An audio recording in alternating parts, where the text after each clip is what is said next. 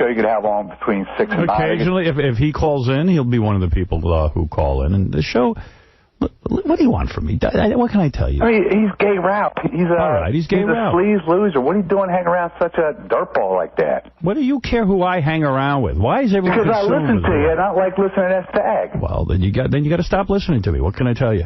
Howard, you got to stop listening. Get the fag off the air. Everybody will be a lot more happier. A lot more happier. A lot more. All right, thank you. Who is it I should be hanging out with anyway? Everybody evaluates your friends as well. They come up to, or actually, usually they fall below people's expectations. Right. You shouldn't be hanging around with Ralph. You shouldn't be hanging around with Ross. I know. There's no one good enough to hang around with me. I guess you should be alone. I guess so. Let me see if there's any other tapes I had to play you real quick. Okay.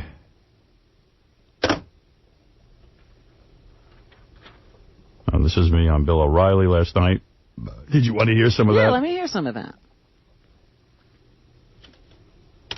Here was a good idea, too. Maybe Friday for the last show, we should either have... This is good. My high school band, the Roosevelt High School Marching Band, we come up and do a song. I don't know. Do they have a band? I doubt it. It'd be good if you could get all the guys who were in the band when you were there. Oh, that'd be funny. They're around. I don't think many of them are around. Eminem is going to remarry that wife who he keeps saying he wants to kill in all his songs. And he is completely furious with her. He got custody of the children, or the child from her. And now he says he wants to remarry her. That guy's wild. He reminds me of Bob Schimmel. Yeah, he just keeps remarrying the same person. Even though they can't get along. From this woman. That's right. Okay. I'm going to introduce you to, before I play that tape, I'm going to introduce Steve Grillo from our past. Steve Grillo was my intern. Just saw Steve outside. He was a huge part of the show for a couple of years. There he is. Yeah. There's Steve Grillo. A little bit older looking. Water. That's right. Bring water. Bring water. Steve was my intern. How many years were you my intern, Steve, for those who don't remember you? About 6.5, 7, somewhere around there. 6.5, 7 years. And the reason we love Steve so much is his voice was so easy for Fred to imitate. And when he gets really excited, he doesn't speak English so well. I don't speak so good. I don't speak so good. I don't speak. Look at my glider. He has a hard time with... That's right. And he is, if you might remember, I'll play you a couple of clips of why Steve Grillo was so important to the show. This is scary. How are you? I'm good. How are you? You know, I had heard you straighten out your life. For a while, Steve tried to be in show business. And he got a little role on The Sopranos for, 1 week for 2 seconds on camera. Yeah, but he was a regular because he was the stand-in for the kid. Yeah. On the show. For Robert Iger or whatever. Eyler. Yeah. But, I mean, he's a grown man, and he was the stand-in for the kid. So he tried, and then he wised up, and he went and got a job as an assistant to an electrician. Well, I was with the Local 3. Local 3. It was long apprenticeship that I couldn't handle. So now I hear he dropped out of that after almost becoming an electrician. I just found out he was 2 years shy after... How long did it take? 2 years. It's a 5.5-year program. And I was starting my 4th year. So the year and a half that I had seemed like 10 years to me. I just couldn't get to the end of it, and I just didn't want to do it. So what are you doing now? It was killing me. I'm back working at Brunelli's. I'm working at this place, Porky's. Doing what? PA work. I'm bartending, doing PA work. I'm going to start doing extra work again. Just I wanted to get back into show business. I couldn't. The regular life. You were never in show business. You're absolutely right. I wanted to get back into doing something other than an electrician. You want to get back into trying to get into show business. Yeah, exactly. Right. I stand corrected. You are correct. I was really surprised because I talked to Steve a lot, once in a while over the years, and the program was getting farther and farther along. And once you pass a certain test, you make like $40 an hour, and then you pass another test. It was going to be really good money. But last time I spoke to him, his exact words were, "This job is killing me. I feel like a square peg in a round hole." I did. I just didn't fit in. It's the best. It's one of the best unions in the country, and I just. Is it because you really couldn't figure out how to be an electrician? No, I was doing fine. I don't think that was the case at all. I just didn't enjoy the work. Right. You don't enjoy playing with electricity. No. It's a shame. It's because there's a lot of good opportunities that the union allows you, and I didn't make a difference to me. What was the money you'd be making if you after the 5-year program was up and you passed the 2 tests? What would you be looking at? Yeah, right now it's like $43 an hour. By the time I made it would have been like 45, I think. It's like a lot. That's good money. Where are you going to get $45 an hour? I'm not. You're crazy. It's like $1,800 a week. But it's crazy. I would have been crazy if I stayed because I probably would have been in a mental institution. He's giving all that up to make about $45 a day. Right. You wish he could make $45 a day. At this point, yeah, I do. Right. All right. So let's remember why this intern in particular was so terrific. This seems to be a pattern because he never finished Hunter College either, right? Honda. I don't finish anything I do. I went to Honda. Said ADD kicks in. I don't care anymore. Well, let's see. Here is where I had just written my book. Uh-huh. And I decided when I was writing the book that I was going to dedicate my book not only to my interns, but specifically to Steve Grillo. Can I tell you a weird story about this? Right before the book came out, I had a weird dream that you were going to, like, trash me in the book. And I started getting really paranoid. And I went to tell it shows you how your intuition is so good. You really know how to read people. Yeah, but I went to tell you, and I said, oh, I had a dream. Your book's going to be great. And you got a little weird because you thought I was going to say, like, you thought I found out that you dedicated the book to me. And you got, like, weird, and then listen, that's why I was like... You should stop dreaming. If there's a drug to take, they just stop you from dreaming. You should. Yeah. Anyway, so I had dedicated my book to Steve Grillo, which I knew would be very, very emotional for him. Of course. And I really did it because Steve was the guy every day who had to bake my stupid potato. I thought, gee, what a horrible job. He doesn't get, he has to bake my potato. He's got to, he does. Get your breakfast. He's doing all my Gunga Din work. Right. Making sure if it's hot water you need, hot water is there. Making sure the deli guy didn't use any grease with the egg whites. You had some job going there. Yeah. That's the job I would have quit, not the electrician job. But, okay, here we go. So here it is. I brought him in and I said, Steve, here's a copy of my new book. I want you to read the dedication. And in true Steve fashion, he had trouble with one of the words. I'm going to give the first copy of my book to Steve Grillo. Read the dedication of the book out loud, Steve, to Robin and Jackie. I dedicate this book to my interns, all of them, the college students who work for free. They bring an infusion of energy, creativity, and excitement to my radio family and do a lot of dirty work that isn't too glamorous. They deserve a lot of credit and seldom get it. A special debit of gratitude to Steve Grillo. For the last 4 years, he has been my intern, doing every lousy, menial task for me, including getting my meals, opening the door to the building.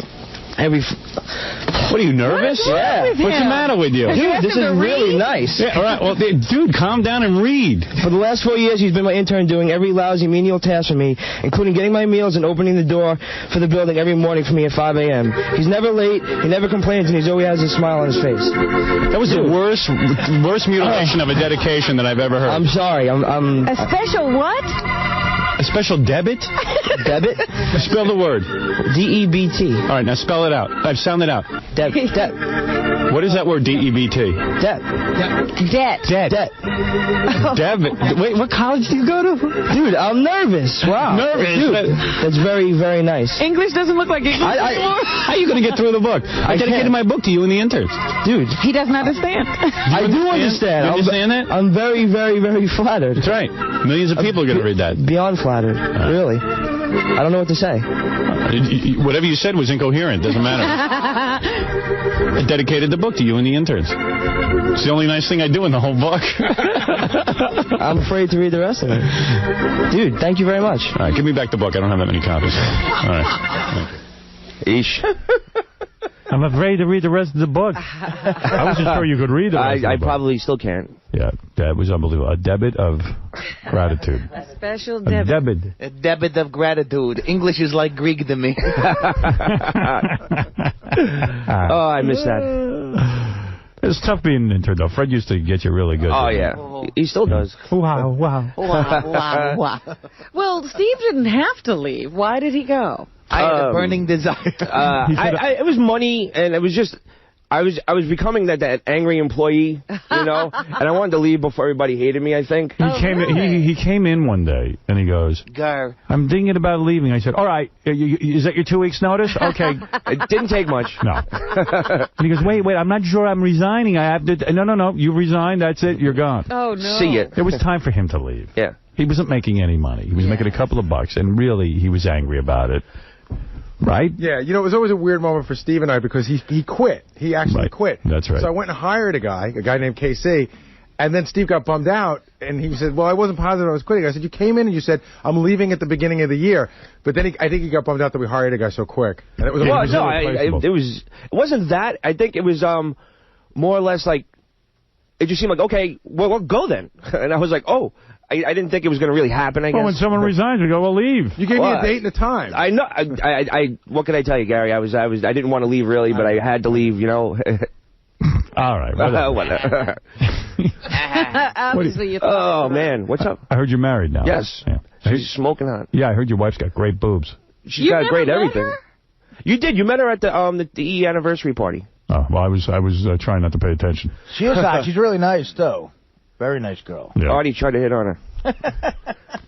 Here's a favorite moment when Steve and Stuttering John fought. I'll tell you why I like this moment. So Steve, our intern, who was here today to celebrate our history together, Steve was subleasing Stuttering John's apartment. Oh, boy. Yeah. And Stuttering John had said to Steve, I'll let you sublease, but if I have any problems, you got to leave right away. And Steve said, fine. And it turned out John was having problems. For whatever reason, John needed to unload the apartment. So John said, listen, Steve, you're going to have to leave. And Steve goes, well, you can't kick me out of your apartment. I'll be homeless. And John goes, but you told me no matter what, you weren't going to be a problem. He goes, but I have a problem. And John goes, but that's not my problem. And Steve could not understand Steve couldn't understand any of this. You know, and looking at Steve watching you explain the story, I still don't think he understands. No, I do. No, you don't. Well, it's okay though. But here it is. Here is a blast from the past. Stuttering John telling Steve finally, Steve, you've got to leave my apartment. And you know, it's like I've tried every venue. I've called a lawyer. I'm paying a lawyer, and I'm trying every way. But I don't want to be. So what happened? You had a lease. Yeah. And then not renewing the lease. My big deal is I'm homeless. I have no home. Yeah, but that's not John's I can't go home. It's not my problem. Why can't you go home? But it's my problem, and I got to worry about it. I don't have a home. I don't have a roof over my head. I'm not your mother. I didn't ask you to do anything. I said I'd take it over. I said I'd take care of the problem. I'll look into it. And he yells at me, and I didn't do anything. But does he understand the more you look into it, costs me money every day? Doesn't cost you a dime. See, he doesn't understand. So you know what? I'd rather not discuss it. Because you don't understand. No, the one thing I don't understand is, are we not friends? Like, if you were homeless, would you not, like, would I not, try to help you out? Don't you understand? Grillo. What do you think, John? I'm not responsible. But you're not even responsible. Someone else is taking care of this for free. No one's taking care of it for free, okay? But someone else is making a couple of phone calls. Someone else who I obtained, and it's not for free. Gorilla, you don't understand something. He'd be in none of this hot water if you guys just had gotten up and left 2 weeks ago. All you got to do is leave, and I'm out of this. Where am I going to go? But that's not his problem. You knew that from the beginning. But it's my problem, and I have to worry about it. You have to worry about it. I can't go anywhere because I have no place to go. But then why would you get into a roommate situation with John then if you were worried about that? Because it's the only place I can afford. Okay? But the point was now you're making John pay for that. Problem, you'd leave. You told John that if there was a problem, you would leave. And now you won't. A problem with what? Like if he has a problem. It doesn't matter a problem with what. He said if he has a problem. Yeah, with us. You know yes, what? with you. Like he said, anybody. I don't want no loud parties or nothing. We've been good tenants. We pay our rent every month. That's not what he's saying. He's saying he's having a problem. Could you please leave? And you won't leave. Because I have no place to go. I think I just needed a couple of days, and he wanted me to leave that night. Well, you had a family. Yeah. I mean, you have parents. I wasn't going back to Brooklyn. Well, that's not his problem. I was just asking for a couple of days, and he was like saying, no, you got to pack your crap and get out now. See, I always loved Steve because you could never get through to him. Right. He still just needed a couple of days. He says, I need Doesn't matter if the couple of days don't exist. That's right. But Steve would take a bullet for the show. I remember Charles Grodin, the talk show host and actor, hated us. And Steve found him and tried to even get an interview with Charles Grodin. I even got beat up, too, from Spike Lee's bodyguards. Oh, that's right. I didn't give the tape up either. Two giant guys pounded on me, and I still held onto the tape. I remember when you went to Charles Grodin, and you even asked him about his toupee and everything else, and Lord knows he doesn't want to admit he wears a toupee. He grabbed me and he cocked his fist back and was going to punch me. Hey, Mr. Grodin, can I ask you questions? This is for, hold on a second. For who? I'll see you at the club. The hair club for men. Has anyone ever complimented you on having a nice wig? Why do you bash Howard, Mr. Grodin? Well, you were nervous, too. No, I was running. He's going up the escalator, and I'm running up the down escalator. Charles? Yeah. How can you bash Howard? I don't like him. I think who are you with? CBS. CBS what? CBS Radio. Have you ever tried drinking Rogaine? Will you ever get a real job? Will you? I will, I swear. I'm serious. I loved you in Midnight Run. You were great. Does your kids know you're bald? That's when he grabbed me. You gonna hit me? Well, there's that. Man. That takes a lot of balls. He wanted to crack me so bad. We used to goof on you about everything, but you're always a good sport. You even sang, "I Have an Impossible Job." I have an impossible job. Is that me or Fred? I have an impossible boss to cook 1 or 2 baked potatoes. I rehearsed for like an hour. Or get broccoli with hot sauce. Got kids. You get the idea. Yeah, it's painful. Thank you. Painful. Good for you, Steve. I want to thank you once again, and it's a great blast from the past to see you. There's any room at Sirius, I'm pretty much out of a job right now, so. You're kidding. You're out of a job? Yeah. I would love to come back. All right. Well, I will look into it and find out if there's anything doing. Who knows? Anything. All right. All right. I would love that. And, Steve, you're a good guy, and I wish you lots of luck. I wish you lots of luck. Thank you. And what can I say? It's great to see the great Steve Grillo. Great to be back. And certainly many, many years with the show. Oh, yeah. And I think I heard through the grapevine that over there, they need an electrician. Oh, too bad. Maybe they could hire you. Yeah, I can get someone from Local 3, no problem. We'll be back, Robin, right after these words. 2 shows left. The last show is sponsored by TomatoVine.com, your broadband phone company. Save 80% on your long-distance calls. Get 2 months free. Sign up now at TomatoVine.com. Great. So, that was nice. That was very nice. Yeah, it was nice to see. I now know it's over. Yeah. When Les and Joel come in and say they both bought Sirius Satellite, then you know it's over. Right. Yeah. I guess we're going. We're really going. Yeah, it's weird. The whole thing is weird. Yeah. And, I had to have a glass of champagne in the middle of the afternoon just to calm myself yesterday. Should have called me and Artie. I know. You were drinking separately. What's so odd about that? Well, everyone has said to me the 2 people they'd like to hear from before we do leave the air here are Casey and Jackie. And Jackie's tomorrow. Casey's right now. Casey has made it here. Casey did make it. Yeah, and Gary said to me Casey looked bigger in terms of muscles. Really? I can't wait for this. I love Casey. Hey, that's Casey right there. Hey there, brother. Casey Armstrong. Let's listen to some Casey music. Who you gonna call? Casey Armstrong. Yeah. When you need some bud. Wanna bust a nut. Who can you call? Casey Armstrong.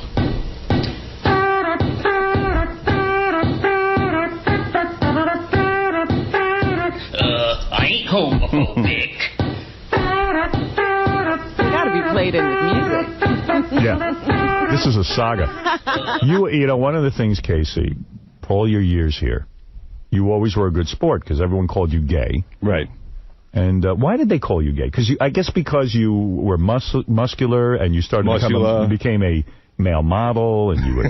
Well, he went to the photographer, the gay photographer. Yeah, and the strippers would come on here, and I wouldn't bang them. Right. Because I thought they were dirty, and I still do. Right. I think Casey suffered from the fact that all regular guys wished he was gay. You know what I mean? Because like you wish Brad Pitt's gay, right? That type of thing. I was in the green room yesterday, and I was looking at that picture of the three of you guys in the Superman outfit. Oh yeah, it's so funny. Casey was the only one who looked good. By the way, I don't think I look half bad there. Casey, by the way, you look more muscular now. Thank you. Than ever before. Bigger, actually. Thanks, brother. You look good too, bro. Yeah. Let's neck. Yeah, right. But you look bigger than ever. And what are you on? Are you on juice now? Yeah. Or you are. Yeah. You're on the steroids? Oh. Yep. Wow. You're taking the Danny Bonaducci road to health. No. But it's prescribed for me. What do you mean? Really? I'm serious.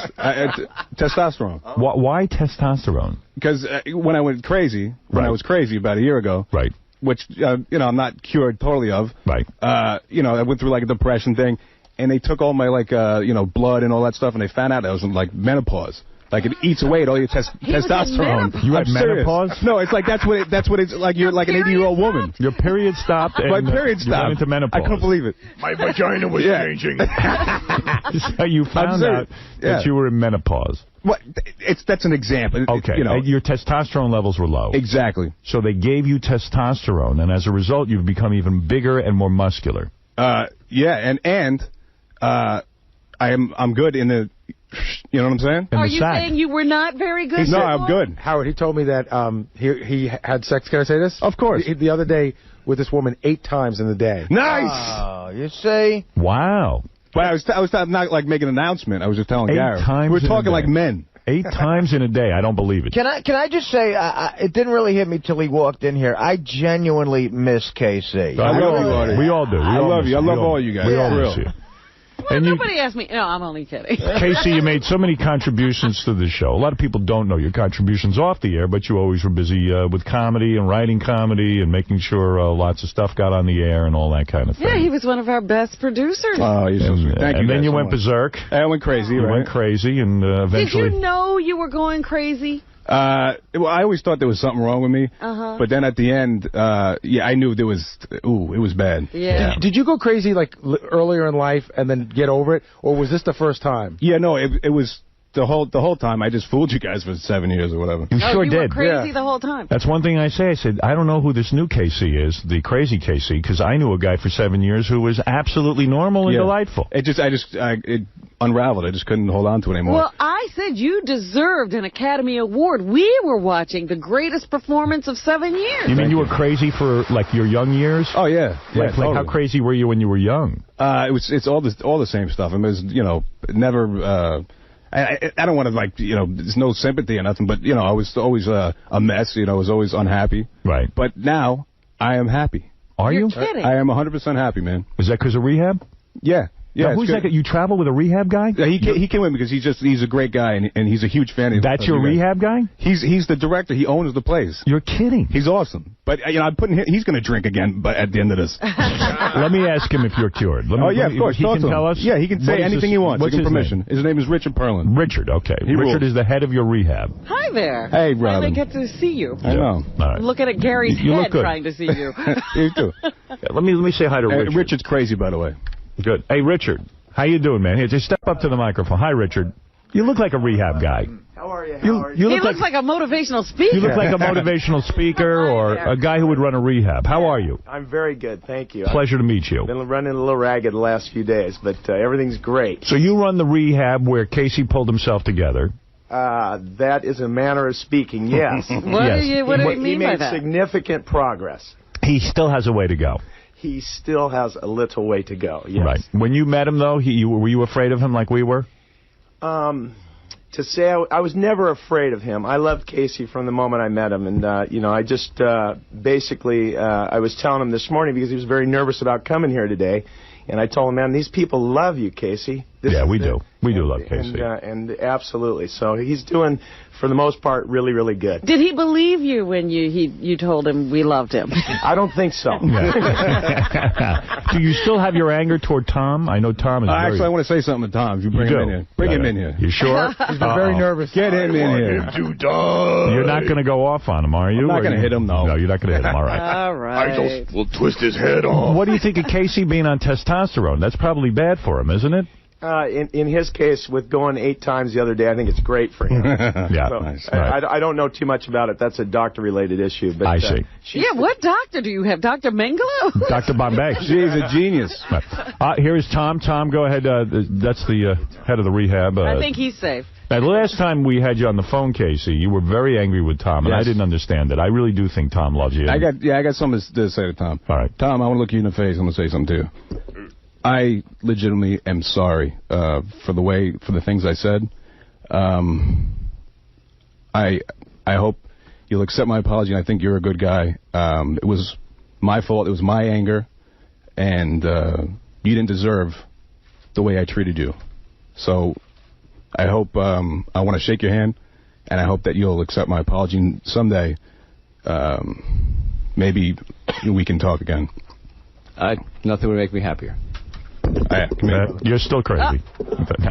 They're having a hug. Uh-oh, there you go. All right. I'm going to rip his arm off. Wow. That was really Maybe special. he is okay. Tom, anything you want to say? That's nice. You know, I said I wasn't going to cry, but that may do it for me. That's really, it was really important to me. Casey always meant a lot to me, and it really, really hurt when, and I understood the anger. You know, I swear to God, I mean, I understood the misplaced anger, and my hope was that we'd get over it. And I mean, it was that day, the days that you were yelling at me and telling me to die were about as hurtful as I've ever known, but it's forgiven, forgotten. I meant it when I said if I could ever help you, I would. You know, I was sorry I had to take away what was really important to you, but I think you understand it was what had to be done. Yeah, and I owe you a lot, because if you hadn't let me go, I would have never gotten better, or never would have seen it differently. So I owe you a lot. Well, thank you. And you know, you owe me nothing. The only thing you owe yourself is to stay well and to get well, because I mean, if there's still some places, you know, you got to get through to get there and to stay there, because I mean, it's all about you. You know, and about you being well and happy, and that'll when you're there, that'll make me happy. And if I can help you in any way, stay there. I mean, from the bottom of my heart, I will do it. Thanks, Tom. You know, I just want to say maybe I should go see Brokeback Mountain now. I want to say, yeah, like maybe you two should kiss. We're like gaying off, right? Yeah. No, I'm glad to see this, because I really do believe that Tom really cares about Casey. I really, really, really do. I know nice. for a fact. Yeah, he was devastated. Yeah. By that last appearance of yours. I feel like drinking.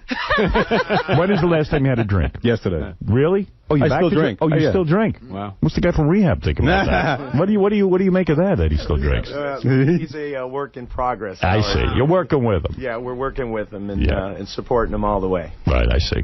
Well, you seem like a good dude. Drunk but happy.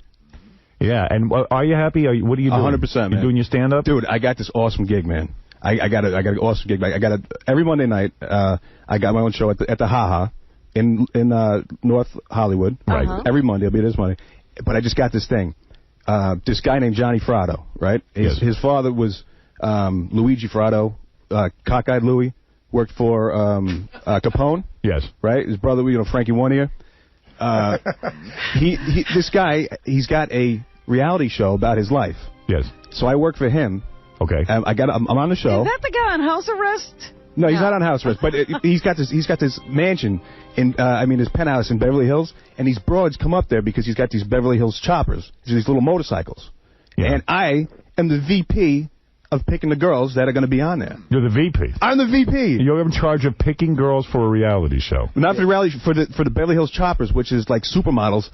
They take pictures on this on the motorcycle. On the motorcycle, yeah. Paris Hilton was up there, Nicole Richie, and now Jessica Simpson. Gary and nice. Case. The girl that you hooked up with 8 times today, how'd you meet her?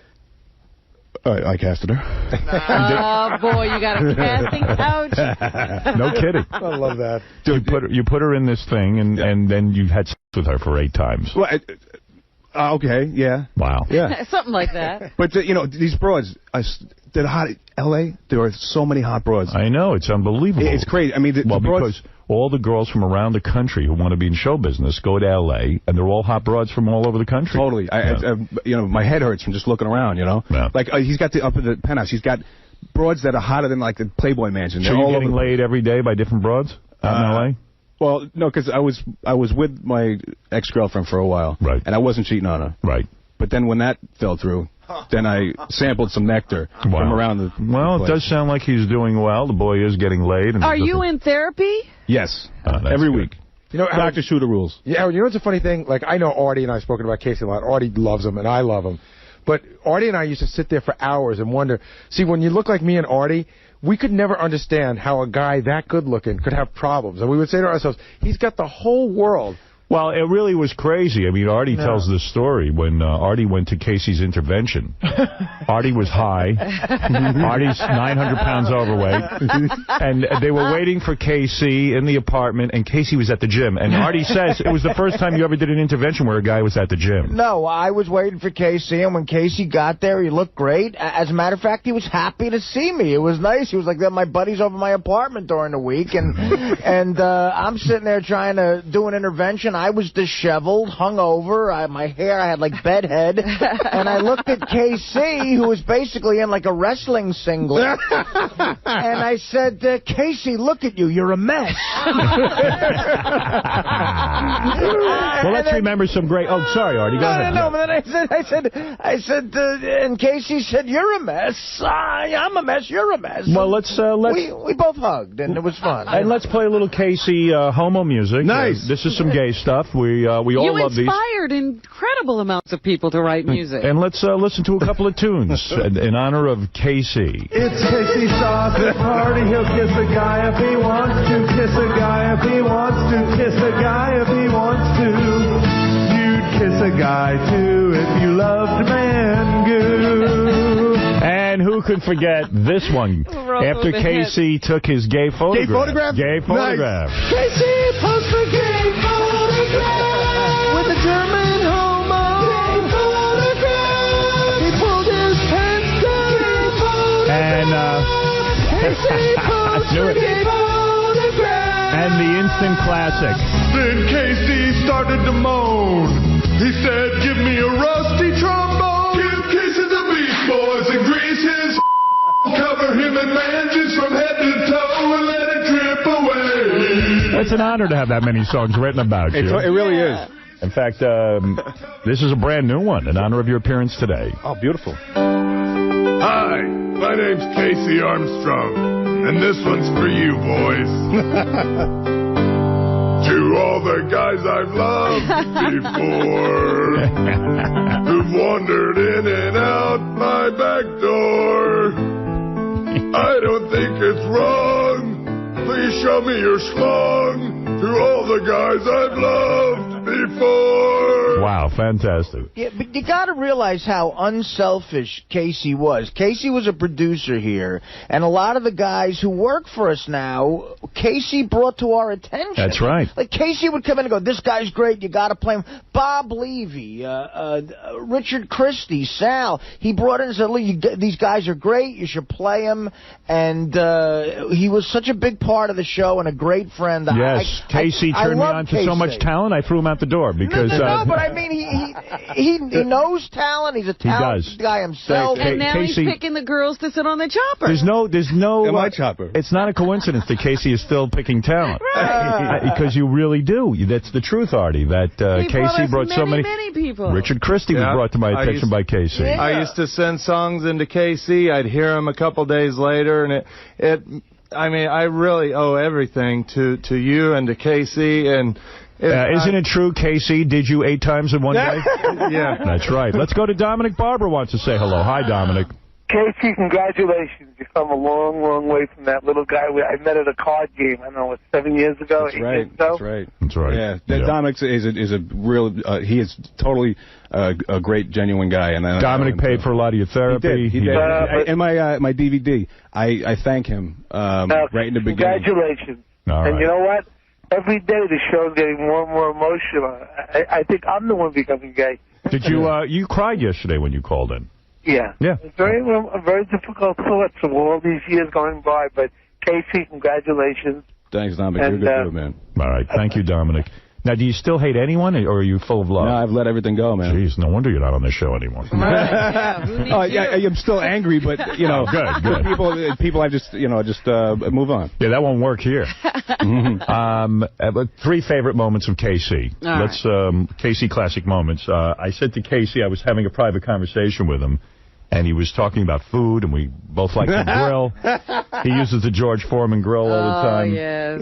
And I was talking to Casey, and I said, Casey, what do you like to do with steak? And he started to talk about how he serenaded his meat. I still get hazed for this every day. That's right. From people. All right, so here he is. Here's Casey on the air with his serenading. You're talking about you were cooking some meat. When you soak the meat overnight, what is that process called? What do you do to the meat? You add some the serenade. You serenade the meat, right? Yeah. Okay. So how long did you serenade the meat? For like 3 or 4 days. You serenaded the meat for 3 or 4 days. What were you cooking? I cooked the George Foreman grill. Did you? Chickens. So you can cook the chicken without any serenade on it. Right. No, you leave it in there. So you serenade the meat for 3 days. Right. Wait a minute, he left it in the grill for 3 days? No, he serenades for 3 days. But where does he serenade it? In the freezer, and then you take it out and put it in the refrigerator. Okay. No. You take the meat out, and what do you use as a serenade? Either like teriyaki or you get like honey mustard. Not honey mustard. You get hot sauce, you can put it in there. So you serenaded the meat in hot sauce? Yeah. For 3 or 4 days? For 3 or 4 days. Yeah, what's wrong with you believe what an idiot he is? It was very difficult for me not to laugh. Do you know why you're an idiot? I held it in. This is what I'm dealing with. This is my staff. Do you know why you're an idiot? I'm sure you're going to tell me. It's not called serenade. Serenade is when you sing to someone. It's called marinade. So what? Same thing. Serenade.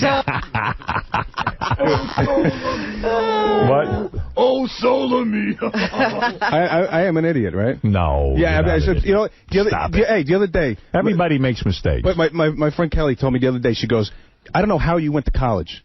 Because she heard this. Let me tell you something. You're not an idiot. I'll tell you why. Everybody's good at something. And you, my friend, were very good on this show.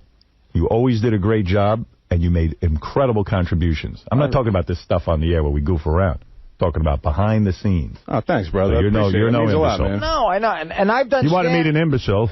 I'll introduce you to some of the new people we have working here. I've done stand-up with Case on the road, and when he got on stage, people yelled like crazy, and I've seen him kill. He's a good stand. I've seen him destroy for 10 minutes. So what if you mispronounce filet mignon? He's so dumb. He's cutting a commercial back there for Scott. And it's for the lobster commercial. Lobstergram. So they say you can get succulent lobster or filet mignon.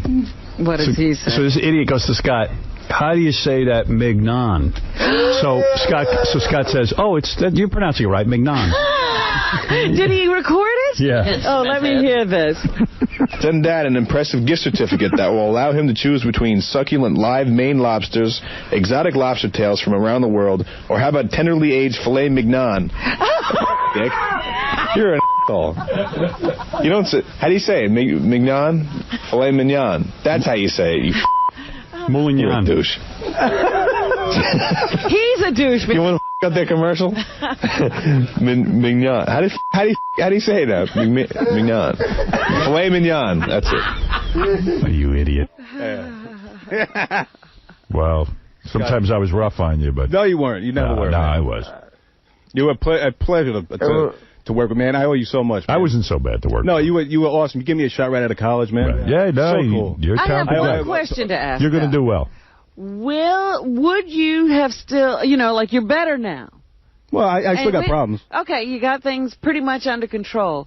Would you Who still... says that? Yeah, right. I'm just asking where he is in terms of everything. Would you still have to stay at home after 9/11? You know what? That's one of the things that I'm very embarrassed by. I can tell you what that's about. I mean, that's another thing, too, that I'm sick. I'm sick to my stomach when I think about that. Really? I remember when you and Robin got into a fight on the air because you had left early during our 9/11 show. I can tell you what now, look, I don't hold anything back now. I'll tell you everything, I'm not going to lie about nothing, but it was so disgusting that, to me, that was... as soon as I got out of here, I went home, and I started drinking, and I turned on the TV to the racing channel, and they had canceled racing. They had canceled the OTB, so I couldn't gamble that day. So I went home, and the next day... It really was a tragedy that night. No. Yeah. It's disgusting how selfish I was. And then the next day, I used that as a day to drink rather than come to work. Well, look, I thought you went to a tanning salon during 9/11. Well, I did on the way back, yeah.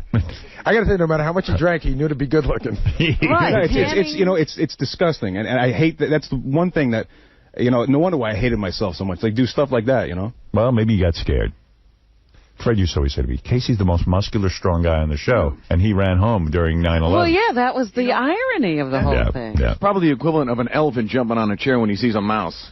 I'm afraid of mice. But, even during Casey's worst time, the guy never looked bad, Right. I mean, if he was really, really bad, he'd be a 9.5, No, like right now, I'm doing fine. Look at me. Howard, while we have this moment, a lot of the guys were saying, like, Artie's been in here 2 days in a row looking really disheveled. And today he came in and he sent an intern out for toothpaste and Listerine. And Artie, as long as we're talking honestly, what's going on with you? No, Are you all right? Yeah, no, the last couple of days I overslept. Oh. No, yeah. Because you look like you haven't bathed in a long time. No. The last 2 days I overslept. You want to talk to the rehab guy? Send him back with me, Howard. I'll fix him up. Yeah, what's the name of that place again? No, I'm fine. I got up at 5:42 today, and I ran in here. Okay. Still never late. That's true. But you got up at 5:42 and got here on time? Yeah, no, I can get here in 12. What, can you walk on water? No, I get here in 12 minutes, breaking every law, traffic law there is. You didn't stop for your bagel then. One thing about KC, as bad as he ever was, he never was late or anything. He always came in. He always was on time. If he came in, he was on time. Hey, listen, he was the first assistant I ever had. I used to do this all by myself. He was the first guy I hired to help me, and he made my life so much easier for a very long time. Wow. Well, Casey, I want to thank you for all your contributions to this show. I want to thank you. You're a friend of mine and someone I believe in, and I'm glad you stopped by today. It's an emotional time for all of us as we leave to, leave this home that we've had for 20 years. Yeah, we're all kicked out now. Now we're all out. You're not the only one. Hey, I also just want to tell you guys, you're going to kick ass when you go over to Satellite. Thank you. And you're gonna revolutionize that. Did I say the word right? Revolutionize? You're going to serenade. You're going to serenade us. You're going to totally break new ground over there, and you guys you deserve it, all of it. You're awesome. And we got a show for you over there called Meet the Shrink. We want you on there. Oh, my God. No, give me my own serious show. I'll show you how to make DVDs and get them out on time. Oh, really? All right. That'll be nice. Yeah, what's going on with that? You going to get that thing out or what? It's out. It's out. You know what? I let it go, and I apologize to everybody who was waiting for it, didn't get it yet. But it's at a distributor now. I put it out of my hands. They said that the guys were on the road with Casey during the summer. They said that Casey was obsessed with making this DVD, and he got off the plane with like a 20-inch enormous monitor. And they're like, what are you doing? He's like, I'm editing my DVD. It's horrible. The broad that I was living with, she said, look, finally, she goes, look, you work on this 20 hours a day. It's going to be me or it's going to be the DVD. I said, I'm sorry, hon. There's a lot of people that ordered this thing. Right. So she started taking my stuff and throwing it out on the beach. You know what I mean? Like, wait, that's my hard drive, you twat. Never a dull moment. No, but she's a good girl, though. It's hard to live with me. It's my at fault. least in California, she's throwing it on a beach and not a concrete street. Right. Yeah, right. Well, Casey, we have our own TV channel now, as you know, Howard on Demand. And what the hell, maybe we'll create a reality show around you. Certainly following you around with your new job would be very interesting. Oh, it's beautiful. All right. But I want to thank also, I'm sorry, I don't know your name. It's Richard Perlin, and just the briefest of plug for Newport Coast Recovery and my partner, Mike Newman. And thanks for having it, Howard, and have a great new career. Thank you. I genuinely miss Casey, man. I really do. We all do. Look for Casey on the upcoming series Son of a Gun, starring Johnny Fratto. For more information, go to BeverlyHillsChoppers.com. And you can see Casey every Monday night at the 𝗻𝗻 in North Hollywood, California. I've played that room. Good chicken wings. And to purchase Casey's DVD, Die Laughing, which is now at the distributor, go to DieLaughingDVD.com. Yay! Pretty sweet last whoever shows up, hand out a little bit of money, make some speeches, take a few people with us afterwards for a blowout party at the Hard Rock. I'll give you my watch. How's that? Believe me, you've been very generous. The only problem I have with the watch Tom gave me is I won't use it because I need to have numbers. I don't understand watches that don't have numbers. Yours doesn't have numbers? No. I don't understand the watches. I wear a watch by U.S. Army. It's the basic watch. You see 12, 1, 2, 3, 4, 5, 6, 7, 8, 9, 10. You can tell the time. I need to tell the time. These watches have become so wild that you can't tell the friggin' time. Right. It's a dark background, the one Tom gave. I won't be able to see. I'll wear it when I go out on special occasions. Right, it would look nice when you don't need to see the time. Yeah, when I don't want to know the time. You know, it's funny you say that. I'm wearing a watch so I don't know the time. You know, it's funny you say that because the in-demand people gave us gifts the other day, and Doug Goodstein got me this beautiful watch. But it's one of those watches that's an analog watch, right? Yeah. And then underneath it is digital time, but you have to hold it in the right light, and you don't know whether to look at the digital or the analog. It's not completely apparent what time it is. I'm very fussy about watches. It's got to be... I'm with you about the... I like. I need to know whether it's 1 o'clock or 2 o'clock. I can't be guessing. Right. Is that on that dot or that dot? No. Well, my first Christmas here, I still have that great watch you gave us. That's an amazing watch. Yeah, that's a fun watch. That's a stylish watch. Love that watch. I found out yesterday the watches were invented during World War I. Yeah, good for you. Hey, you know, somebody stole... We have a sign here in the studio. It says Howard Stern, and someone stole the H yesterday. People are coming in and ripping things down. They stole... what is that H made out of?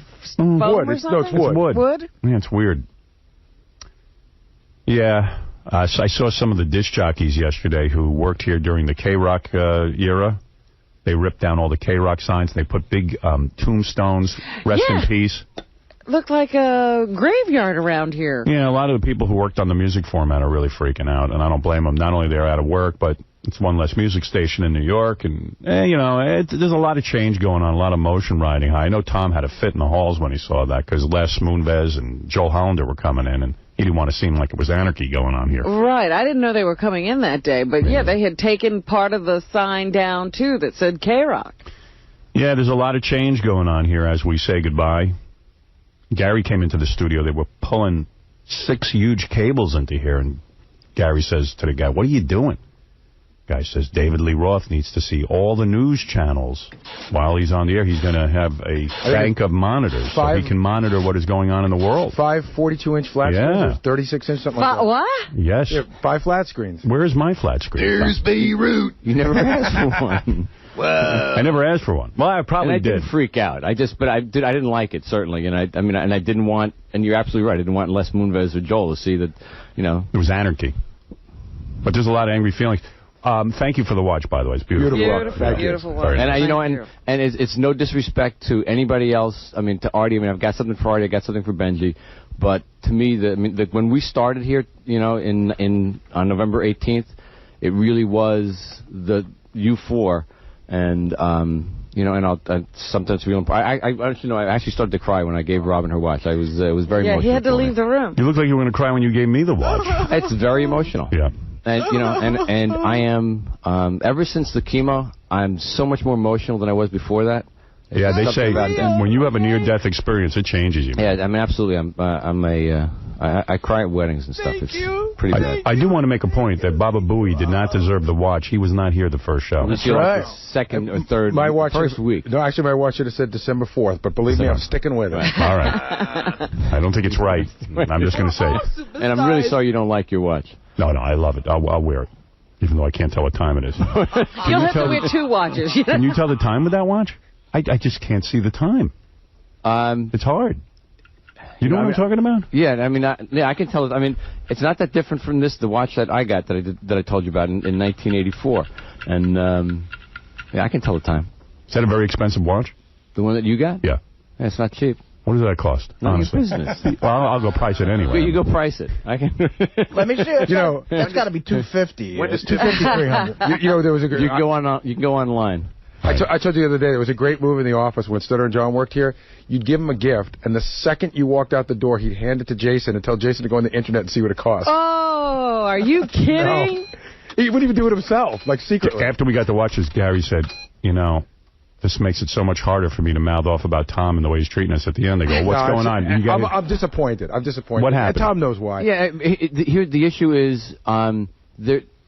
You need us to move out. We thought we had a plan that was going to allow Richie to start the work and accommodate a cleanup of the studio on Monday. Right. I mean, unfortunately, we've now had that plan has gotten flip-flopped, and we now have to do work in both studios to accommodate everybody who's going to start. Yeah, but what about but I mean, how are we supposed to clear our stuff out? So I mean, for the studio, I need to get the studio cleared so that the construction crews can come in, like, start at midnight on Monday night. Sunday night. Jeez. Wow. You've got New York City construction workers to work on Sunday night. Yeah. Well, that's pretty good. See, I was hoping. But I don't understand something. I thought Tom gave you till Monday. We said we need Monday to clean up. But that changed because they have. Why did it change? Because I guess they have to get the work done. Because you can't wait a day? Not even a day. It's really 12 hours. You can't wait 12 hours? Richie has now almost double the work that he's got to do. Why? What do you got to do?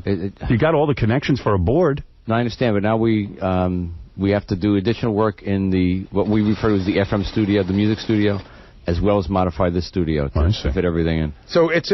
I mean, listen, Tom's. Well, what about? Tell me what your problem is. Were you back in our office? No. The office is fine. So what it means to us, me and the staff, is that originally I thought tomorrow's the last day. You don't have to do anything in here. We do. We have to clean out, our other stuff. What other stuff do we have? We have stuff. We're going to come. So we'll probably have to come in on Saturday and clean up. All right. But Tom said he'd come in and join us. I told him it's not necessary. And I will. We shouldn't offer. You don't have to do that. I might be able to get our stuff out of here tomorrow after. Yeah, you'll come back after the festivities. Boy, they can't wait to get us out the door. No. It's a couple of days to clean up. I wouldn't be teary if it were easy, Right. I saw David Lee yesterday. I said hello to him. I wished him luck. Yeah. But, boy, it's like he's like the president walking around, like 6 guys around him. You know what I mean? With pads and pens and everything. A lot of expectations. It's all part of it. There was an architect here. No, I'm saying that. He's like Sounds the king. like he knows what he wants. Oh, he definitely, he has the mind. He knows what he wants. He knows what he wants. He knows what he knows, and he knows who he is, and he knows what he has. He knows what he has, like the Beetlejuice song. Maybe they have the Beetlejuice song to open the show. I wish him luck. I really do. And people say, well, you mad at David Lee? I go, no, why would I be mad? I think it's great. I think it's going to be very successful. So, anyway, let's get back to our last show. Okay. Tomorrow. Thank you, Tom. Hey, Tom, while you're here, let's play your favorite moment. Tom has chosen a favorite moment after 20 years. Tom's favorite moment? I may have a new favorite moment. It may be the argument that happened the 2 days ago between Robin and Fred when they relived the Fred meltdown. That was good. That was a good favorite moment. But you've chosen a moment, and I saw your moment, and I said, screw Tom. I'm not playing this. This isn't a good moment. And then I listened to it. It is a good moment. What are you talking about? He picked a good moment. I was like, F Tom in his moment. Take him off the schedule. Well, what was the moment so that I know what you thought? I'm going to play it for you. Now, let be a surprise. Good. I'm going to play it for you. Tom's favorite moment was when we had the Cabby John fight. And going back and listening to a little bit of that, we edited it down for Tom's favorite moment. And let's go back. What year was this? You know? Anybody know? 2002. 2002. Right. Before you play it, let me just say that the part of the work that the work that went into was unbelievable, and Jody, who just works really hard. I know she's coming in later, right? But I actually had to deal with the sports authority in New Jersey. I had to get a license. I had to become a licensed fight promoter in the state of New Jersey to get this. In order for this exhibition. Move over, Don King. And we had to, and I had to send letters out convincing everybody that it was not a real fight. That it was just going to be an exhibition, a sparring match. You worked very hard on this. Yet everybody knew that those two guys wanted to kill each other. It's another great piece of show history because it's really the reason why Cabby's in jail. That's right, because he didn't pay his taxes when he won money for this. Here we go, Cabby John fight. 2002. Ladies and gentlemen, let's get ready to rumble! There it is, the catchphrase everyone's been waiting for, Larry. It's close. People on their feet, Howard. Look at this. Wow. Here we go, round one underway. Big right hand by Stuttering John, and they lock up. Cabby pounding him to the midsection. John needs to escape. John with an overhand right. Another.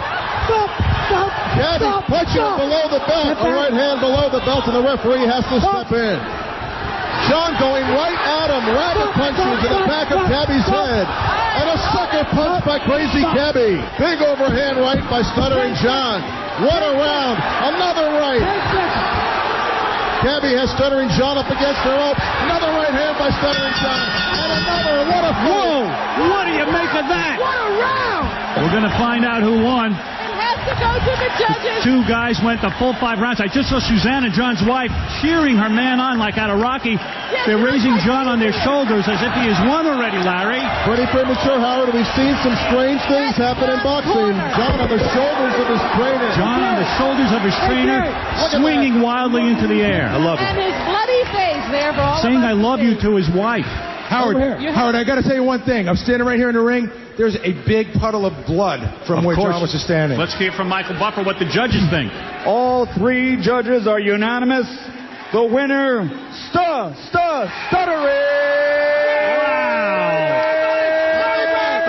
Dirty grab, buddy. I told you, Robin. I told you guys. I kick his ass.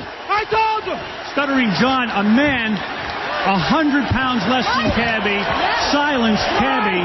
He's holding the belt and screaming. Stuttering John. I told you, Gary. What I tell you? I told you, Howard. You got 30 grand from me, mother. Right. He's very pumped up. Wow. That was great, man. Doesn't he sound a lot like Scott? When Yep. Scott, I don't know what the competition on the show. A lot of adrenaline. You go I 5. don't know. Do all those guys go on steroids when they do this? You go 5 rounds with Cabby, you'll be screaming too. That was a shocker because I knew John was tough, but really Cabby had everything going for him. It was a great moment. You remember Cabby trained by smoking and walking through the park and feeding the pigeons? Yeah, he didn't. He didn't train at all. That was the problem. He should have thought about that. He cost me $2,000. Yep. I wrote the check. 𝗕𝗁 and I had a bet. Before the end of the 3rd round, I wrote the check and handed it to Wayne because I knew I'd lost. Right. I must have been drunk because for no reason I yelled Broccoli Rob. We're going to take a break. Great moment. Thank you, Tom. That was a great moment. And Tom will be out tomorrow with the crowd. He's going to address the crowd and say his farewell to the show. Yep. 20 years of service on this program. And we'll be back right after these words. Comedy background, something, whatever. I don't. The guy just walks out. I know. It's like, screw you guys. Keep the show going while I walk out. That was 5 years ago. And, of course, the guy who ended up working here was Artie. And Artie's credentials were that he did a bunch of blow on Mad TV and got himself fired. Exactly. Let's say hello after 5 years and honor the contributions, and there were many. Jackie the Joke Man Martling. He is a drunk, a big, stupid drunk, whose wife makes him build a recording studio. And half the size of what he used to be. Dumb and are never gonna. He's shorter. Don't shake my hand. Thinner. I'm sick. You don't care? It's true. He doesn't care. He uses other people's toothbrushes. Right. Remember that? Stick my fingers in people's butts. Oh, remember when he ate the chicken after?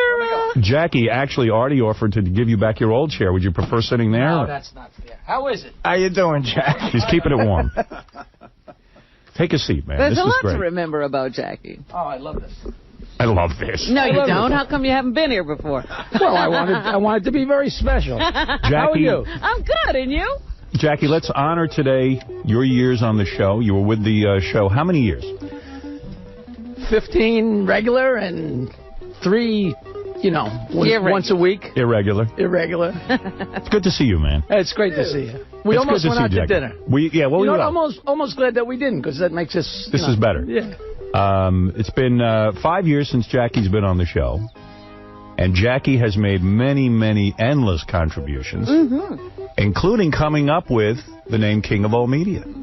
Is that right? That's right. That's almost true. Oh. Because I wrote King of Media, and you... You're like John Lennon and Paul McCartney. Yeah. Oh, it didn't seem right. I still have the note somewhere. It says King of Media, and you said King of All Media. Hi, Fred. How you doing? When you walked into the studio, and it's been 5 years, what went through your mind? I mean, was it weird? First of all, I didn't know whether I was going to be tripping over the real doll, because that was there when I left. And there used to be so much crap and drums and everything. Right. And for some reason, I thought that this was much more built up. I didn't expect to be able to see you so well when I first walked in. Well, wasn't there a lot of crap? Well, they've ripped out a lot of the stuff because we're leaving. Tomorrow's our last show. Yeah, it's lighter and brighter in here because the E cameras and the lights are gone. Right, it's much more spacious. This is beautiful. You should stay. It's good here now. One of the things, I was shocked. Maybe not so shocked. I used to predict this all the time, and maybe this is a painful subject for you, but after you left the show, you and Nancy got divorced. You know what? I think a lot like you, we were practically separated for years before. It's not something you talked about on the show, but there was no time to separate. You know, you do the show day in, day out, and then on the weekends I'm going and do gigs. Were you separated? We were still living together. But he just saw her so rarely, is what you're saying. No, I mean, we were like broke up, but living in the house. But when I finally had a free weekend, I wasn't going to go looking for a bachelor pad. And then all of a sudden we got that other beautiful house that, and it made it easy to, It killed me because of the years you were on the show. You know this show is a girl magnet. It would have been great for you. The minute I leave, like, yeah, the minute you left. Well, that never went through my mind. Not 90% of every second, Are you sorry now that you left, or are you're happy and content with your decision? I'm having such a great time, but of course, of course you miss. You know what? You don't miss the money and the fame and all. I almost cursed. But I didn't realize how abnormal it is to sit and laugh for 5 hours a day, 5 days a week. Right. Like it's withdrawal. That's just not a normal thing. I'll get together with my friend Burp and we'll sit and laugh for a half an hour and it'll be great. And I'm like...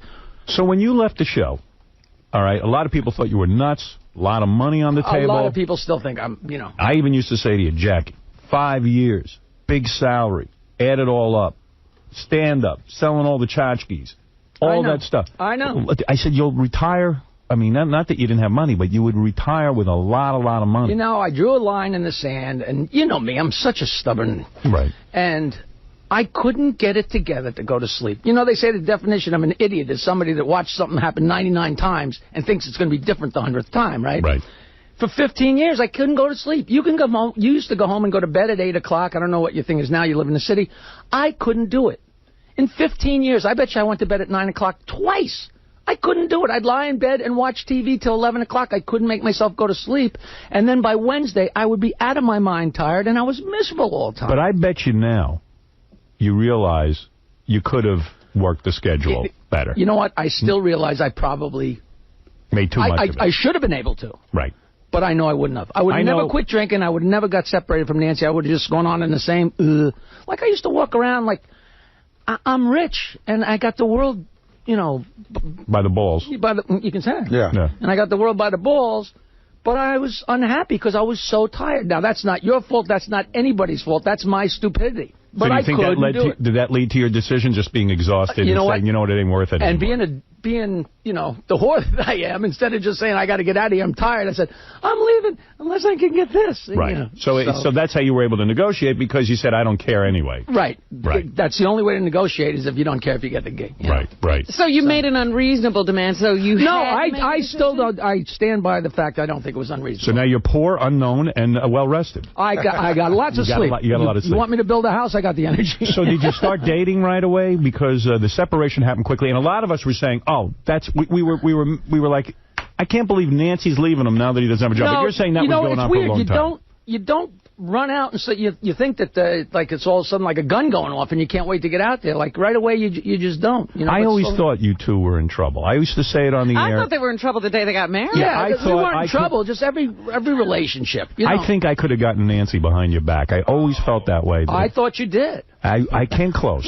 I was zero. There were a couple of times. And I was hoping, because if you had done that, I was going to bang Robin. That's right. You can't have her. Jackie. She still wants me. I wrote that down as one of the things to reminisce about. How long did you wait to get laid? Like, did you find girls right away? Oh, that day. That day you got, as soon as, that's it? I had numbers on speed dial. Are you seeing someone now? No. I'm seeing a bunch of people. Right. And it was so funny. He's got to spread it around. It was so funny. How old are you now? Like 60 years old? 150. You're 160 years old. I'm actually 57. Is it hard for a 57-year-old guy to find chicks? He was 57 when he left here 5 years ago. A million. I thought you didn't talk anymore.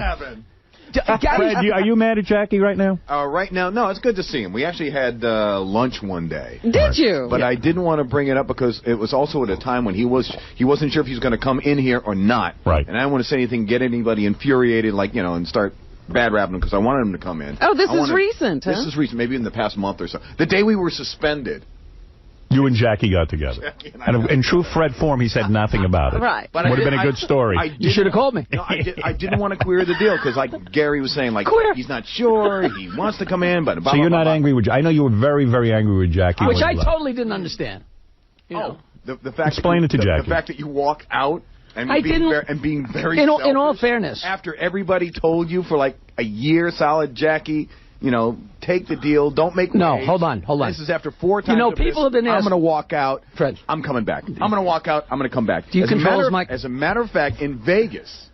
The first time we went to Vegas, I sat in a room with him, and he probably doesn't even remember because he just tunes it out. And he was very drunk, probably. Jackie Land. You were talking. He goes into Jackie Land. He goes into Jackie. He created his own universe. Like you guys listen when Fred's talking. Right. Joke Land. See, Fred's not mad at all. He's past it. I'm past the anger. Now I'm just gonna, let me say my 2 cents here. In all fairness, point it out to you that you made a big mistake. In all fairness, and you really screwed us up. No, I didn't. Well, hold on. You did. Hold on.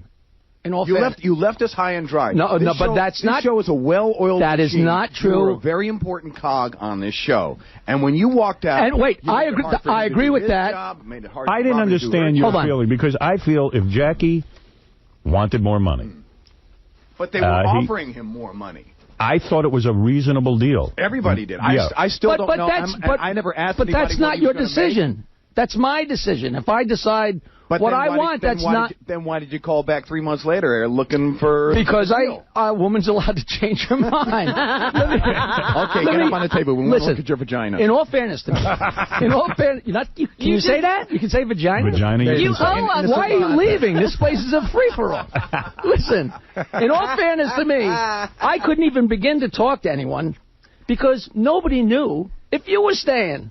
I don't know if you remember. It was like, what are you talking about? Hold on, Robert. It was like the second week of December of that negotiation that nobody knew if you were staying. I would never. What are you talking about? I would never abandon you guys. No, hold on.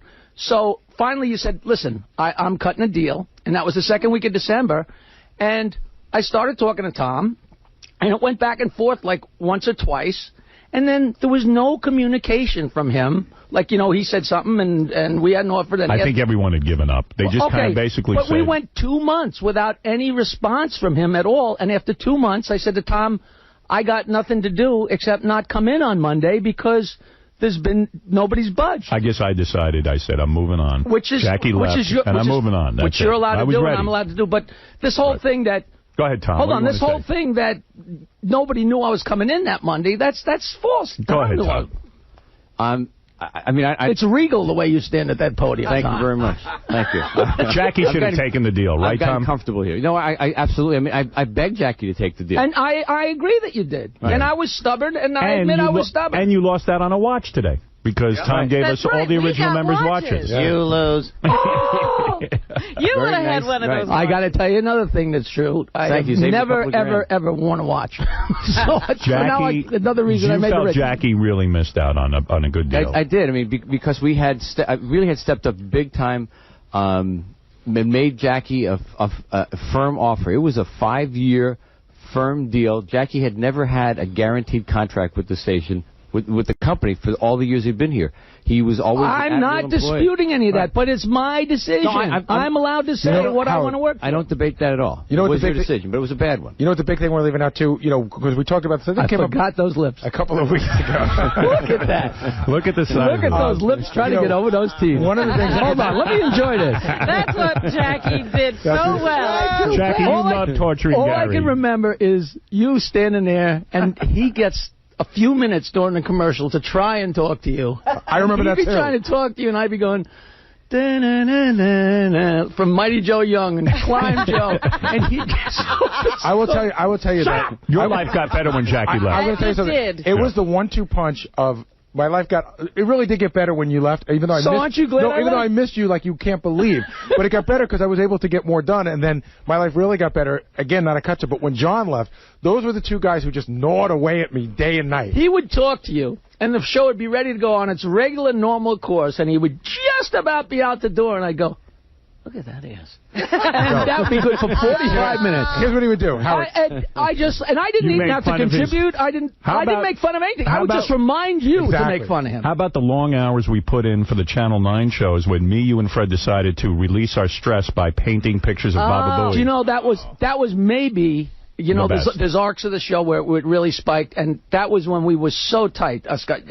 Painting and getting the berets. Well, we spent all day and night together writing. Can I forget we had a whole entire wall? No, we were supposed to be writing, and instead of writing, we were painting. And what drove me crazy was Me, do you still have those? I still have Fred did the definitive painting. Oh, yes. What drove me crazy Funny, is... I was looking through the Miss America last night, and I ran across that painting.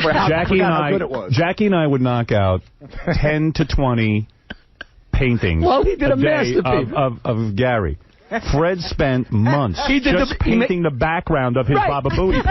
He did the Bowie Lisa. And as soon as we'd all get in our berets, and Tom would come back and go, what are you guys doing in your painting? What are you paying Artie for? You Artie, yeah, what are you doing? Hi, Artie. I'm listening and loving it. Everybody tells me how great you are to me, and I appreciate that. I love you, man. Thank you. I'm a big fan of yours, Jack. You're Absolutely. crazy. Big shoes to fill. Artie had a tough time, right, man? It was weird coming in. Oh, my God. Yeah, come on. You guys were legends. Well, at least you get to sit right there in the spotlight. When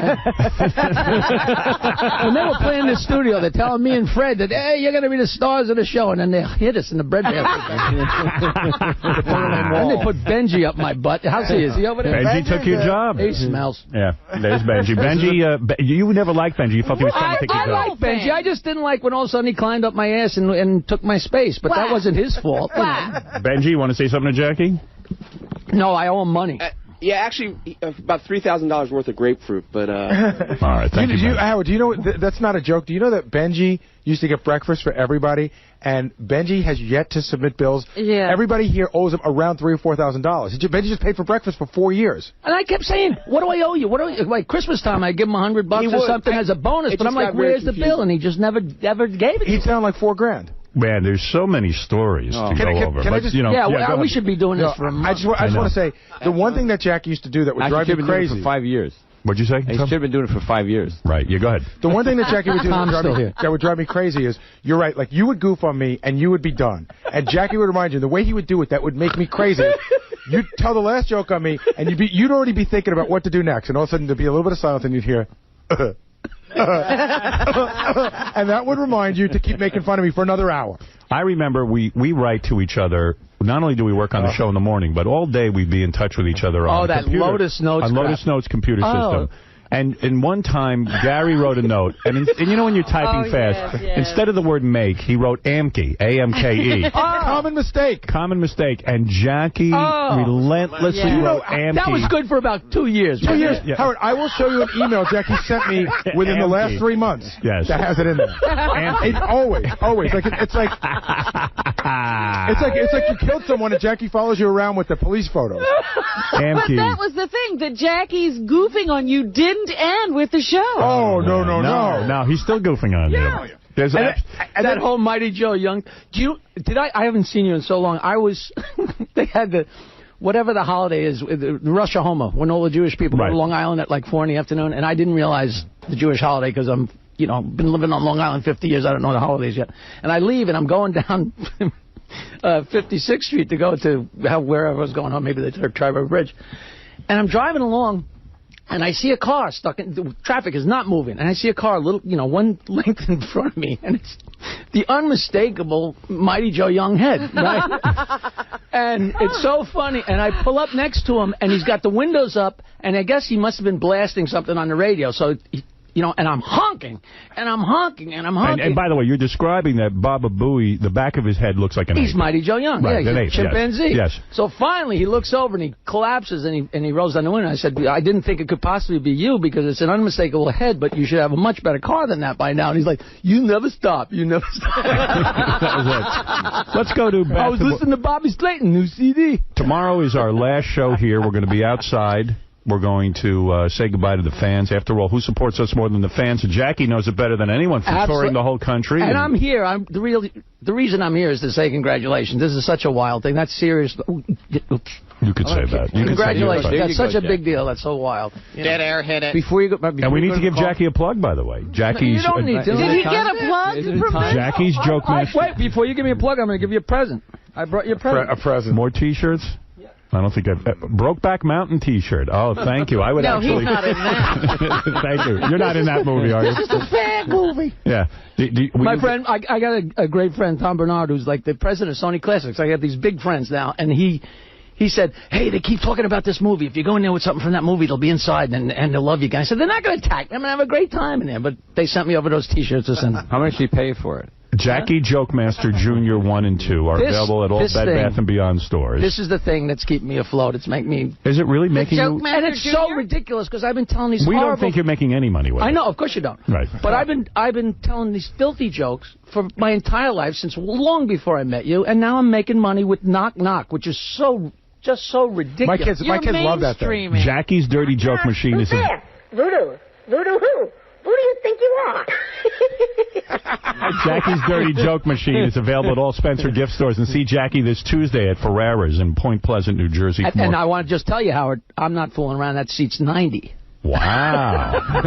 Has your business dropped off since the show? I mean, no, it's non-existent. It's non-existent. But you don't care. I don't. When you do a gig, though, I mean, you were used to thousands of people showing up. And my gigs have completely decimated, but it's the same thing. Like, I work at the Laugh Factory last night. I'm doing this one-man show, and there's like, 40 people, but But you're happy. I am. All right. Common question, which I don't even think I know the answer to. How many homes do you own now? Still the same? The truth? Yeah. I'm down to one. Well, I own my mom's home. One home. That's it for you. So two. So Nancy took all the other houses?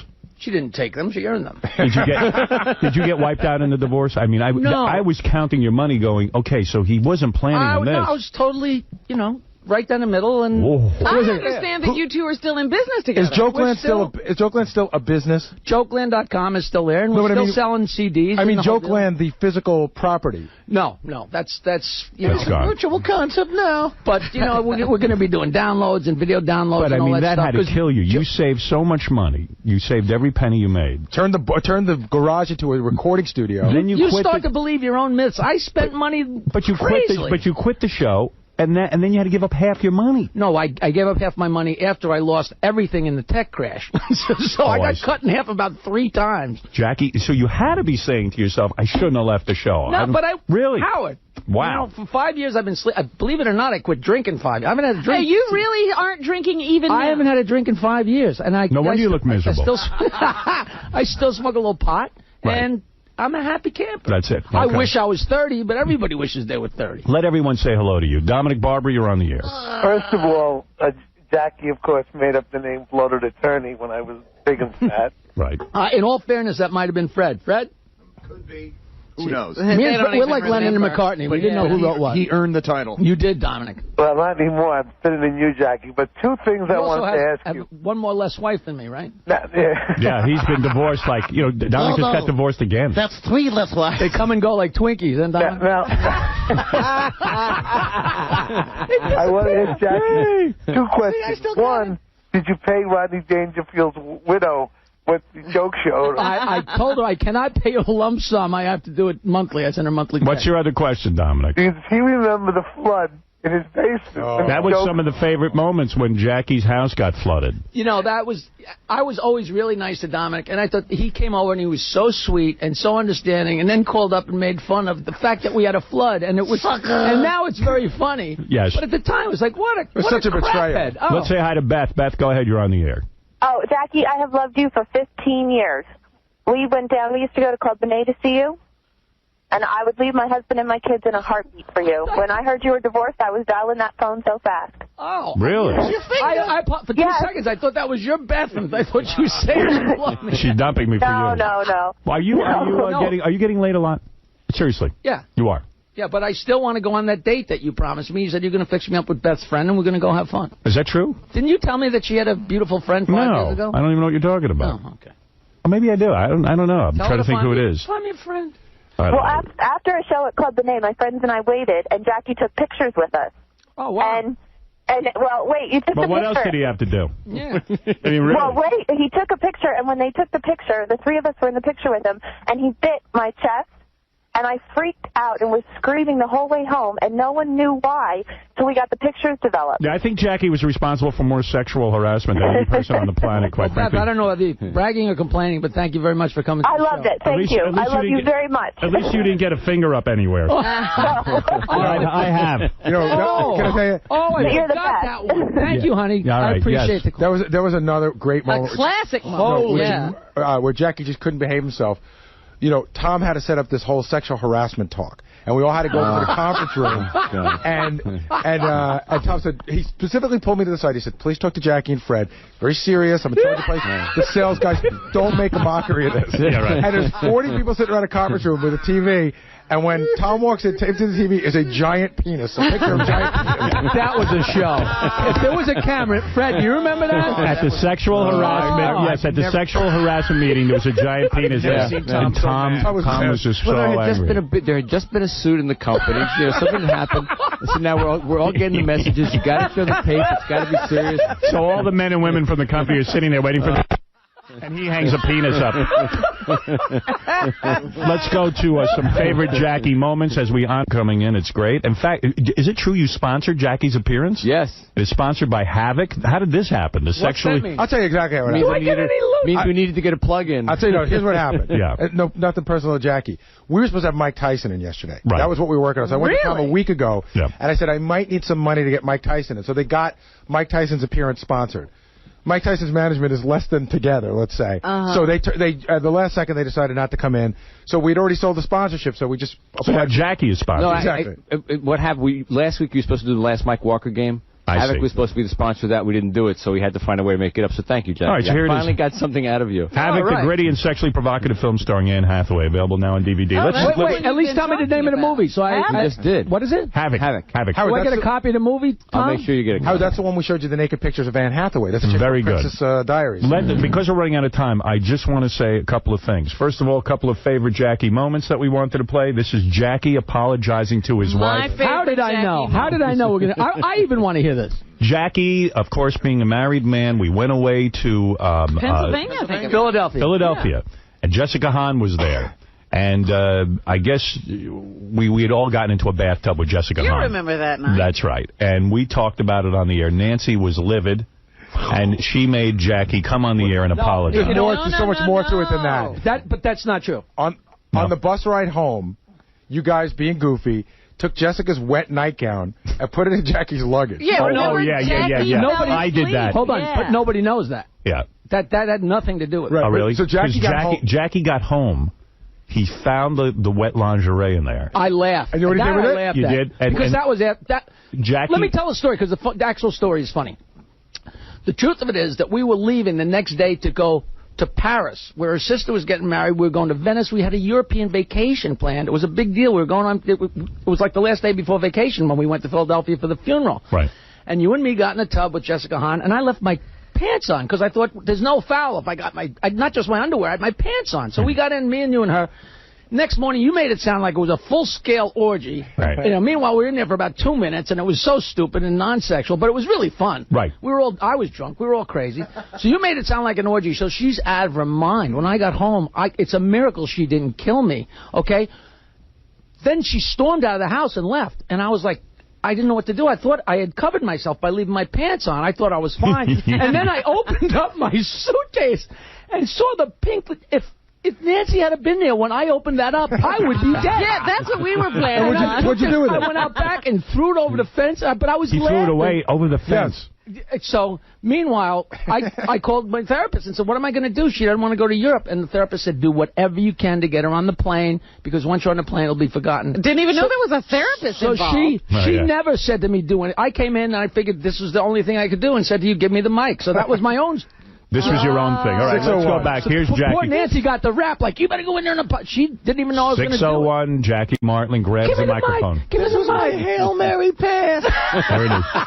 I just want to apologize to my wife, Nancy, for the Jessica Hahn bathtub incident.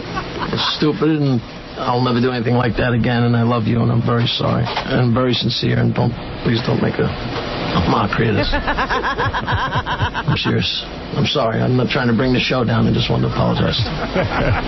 She's very upset. Kill me. Thank you. Kill me that he had to do it on the air. I'm done, Howard. But you know what was Meanwhile, really funny? Robin. Part, wait a minute, but the first part of that is cut off because you started to start the show the way you normally would, and he cut you off and took over the show. You know what the best part of it is, by the way? There's a long pause, and he goes, she's very upset. But the truth of it is, it worked. We went to Europe, and it was fantastic. And that was the only time I ever did. There was one other time I did that. Yes. One other time I did that was when I said, give me the microphone. And I said... my jetty floated away. And you guys made fun of me, right? And they found it in 5 minutes. He lives on the beach. He had a dumb piece of wood that drove me crazy. It was a piece of scramble. Dominic and I conspired. We were going to steal it. We had a boat, and we were going to go out there with an anchor and a whole thing and steal his jetty and take it away. When I heard about that, I was so mad, but now it would have been so great. Would have been the best. It would have been classic. But Jackie loved to drink so much that Jackie would throw parties. Jackie figured out a way to have a party every year, just drinking and painting that stupid thing. Yeah, there was a million Jackie stories. Steve, go ahead. You've got the last word. Hey, fellas, this is like Ringo, Paul, and John getting back together. I'm telling you, listen to you guys for 20 years and just hearing you together again, it's like the family is together once and for all. Well, it's appropriate on this second-to-last show to have Jackie here, and I'm glad he agreed to come in. And thank you for having me, man. All the different songs that we remember you by, this. Oh, and... oh, this is classic. I'm trying to get him to do this. Live. Jackie's musical career. With the long intro. Yeah. You thought he was Arlo Guthrie. You think something important's coming up. Something important is coming up, Quivers. When? Bunch of years ago, I lost count a lot of things, but I think it was about 5 years ago. I was living in a house in Michigan. I was sitting alone one time in my living room or dining room. It was all the same, and I decided I was going to be a songwriter. Well, at the time, I hadn't written any songs. I can hear the radios clicking off. You haven't written any songs. How about this? This is when Jackie has said that this is what caused a major rift between him and Robin. When Jackie came on the air and started reading from your book. Oh, really? Let me just say, of everything that happened in 15 years, the two biggest highlights in my mind were, one, the song I sang to her, that Frank Sinatra song that time. After Frank Sinatra died, I got inspired and wrote an entire song about, I don't know what you're allowed to say about anal sex, about Rob, and sang the whole thing, and you cut me off halfway, and I stood up and finished the song anyway. It's the funniest thing I ever did on the show. And then reading from that book, I still have people coming up to me, ooh, the legs that went on and on. Here's Jackie reading from Robin's book one last time. All right, Jackie, which selection will you be doing? I'll be reading a selection, Howard, from chapter 6, titled The Two Jameses. All right. And this is about Robin, who says that she almost never had a date, but then explains the date that she did happen to take. Okay, let's hear it. In a totally uncharacteristic moment of weakness during my last year of high school, I'd agreed to let my father fix me up with a date for the senior dance. He was some guy who worked with my father at the steel mill. I should have known better. But my objective was to go to the dance, not find true love. It's a good thing, too, because the boy turned out to be a complete cretin. I can honestly say that there wasn't one thing I liked about him. He was an ugly, semi-literate hulk, totally devoid. Did that drive you crazy, Robin? No. In Jackie fact, thought it did. people still, in fact, Ralph is one of the people who does that imitation of me all the time. Like, whenever he sees me. King of all Jackie haters is on the phone. It had to happen. Go ahead. Of course it did. First of all, congratulations, Howard. I'm not saying goodbye to you. I know you're going to soar well above that satellite that transmits you. That's number one. Thank you. Number two, you fat bastard. Let me just tell you something. I came in the studio. I was on the phone hundreds of times saying you were talentless and you had no clue what you were doing. And I knew that the show made you what you were. When you left, you became nothing again. Please allow me to be the last person on terrestrial radio to say, F Jackie. Wow. Well, Jackie, you had your lovers and your haters, as we all do. And I accept it all. That's right. And let's go to, let's take one last call. Wait, let me say one thing.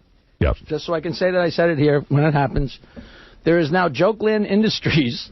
Okay. Oh, well, that's a big announcement. And they have a sweatshop where people are cranking out these products. Me and my partner, Louis Rosalia, have Jokeland Industries. A subsidiary of Jokeland Industries is Jokeland Films. Oh. And we have a film. Tom Ellis wrote it. It's called Lucky, and we're making a movie, and it's going to be great. And I know you guys... What's the budget on it? 3 teeth. No, it's, you know, we don't know yet. Is it going to be? It's one of those things. The budget's going to be however much we raise, but it's going to be a great movie, honestly. And well, who wrote this movie? This guy, Tom Ellis, and he's very talented. And you are the star of it, Jackie? No, I am not. I'm smarter than that. But I'm taking acting classes because I'm only 57, and I have a small role in it. And it's going to be great, and I just wanted to say it here so I could say, I told you so. Well, they're good for you, Jack. We're in the Sounds like you're on the thing that's going to make him. Imagine it becomes the biggest movie of the year. And I got to say one more thing. Go ahead. Paul Bernard is going to kill me if I don't say his name. He put me in Potluck. Remember Potluck? You guys made fun of that forever. Yes. And he also put me in a movie called Venus in Vegas, where I make out with Mrs. Brady, Florence Henderson. One of my favorite things about Jackie, he was always involved in a cockamamie project that you knew was going nowhere. Those get-rich-quick schemes. They always, he was, and I remember Jackie turning to me and goes, "You see this? www, World Wide Web. Gonna make me a rich man." Let's go to Jay. Jay, go ahead. Hey now. Hey now, come on. Hey, what's up, everybody? Long-time fan. Hey, want to be honored if I can play Stump the Joke Man one last time. All right, go ahead. Try Jackie out for Stump the Joke Man. Here we go. All right, here we go. Hey, what would you call the Flintstones if they were black? I know this one. So do I. What is it? Niggers! That wasn't the answer I knew. What was the answer you knew? Gorillas. Gorillas. Oh, my goodness. That's so racist. That's worse, I think. Terrible racist joke, and no prize for you. Oh, I ain't looking for a prize. Hey, just want to say, man, congratulations. Fire to the revolution, man. Thank you. Good luck where you're going. Good. Come see us tomorrow if you can. Everyone come on out. We're going to get together one last time, and I think it'll be a lot of fun. Even if the weather's horrible, we're just going to go out there and try to do the best we can. While you're talking about that, and it's appropriate because Jackie's here, I got to get plug in for two companies that have really helped us. Go ahead. Cohen Optical on 57th Street between 5th and 6th, and Hale and Hardy. Also on 56th Street between 5th and 6th, have both let us put phone lines in so we can make this broadcast happen. Oh, great. And where should people meet tomorrow? Where's the spot? I can tell you this. People they're going to start letting you in about 5:30, 6 o'clock. Enter on 56th Street from 5th Avenue. That's the way to get in. And by the way, the other thing. I have prepared my speech. Good. Emotional speech, actually. Yes. Heartfelt. One other important thing the police want you to know, no camping out overnight, meaning you'll come and they'll give you a bracelet, you come back, be right up front. But you can't camp out. And the other thing is we do have to, if there is a strike. No gathering. Yeah, I mean. All right, okay. So anyway, thank you, Tom. Jackie, you know what? There's not enough time to go over all I have to say one more thing. He has to say one more thing. I'm looking at Gary, and this is a long time ago, like 20 years ago when we first started at the other building. I don't know if you and Fred remember, but it was way in the beginning, and there was a point where he would come in and talk to you, or he'd lean over my mic or Fred's mic to talk to you, and he would leave the room. We'd go to commercial, and me and Fred would have honest discussions. Somebody has to tell him about his breath.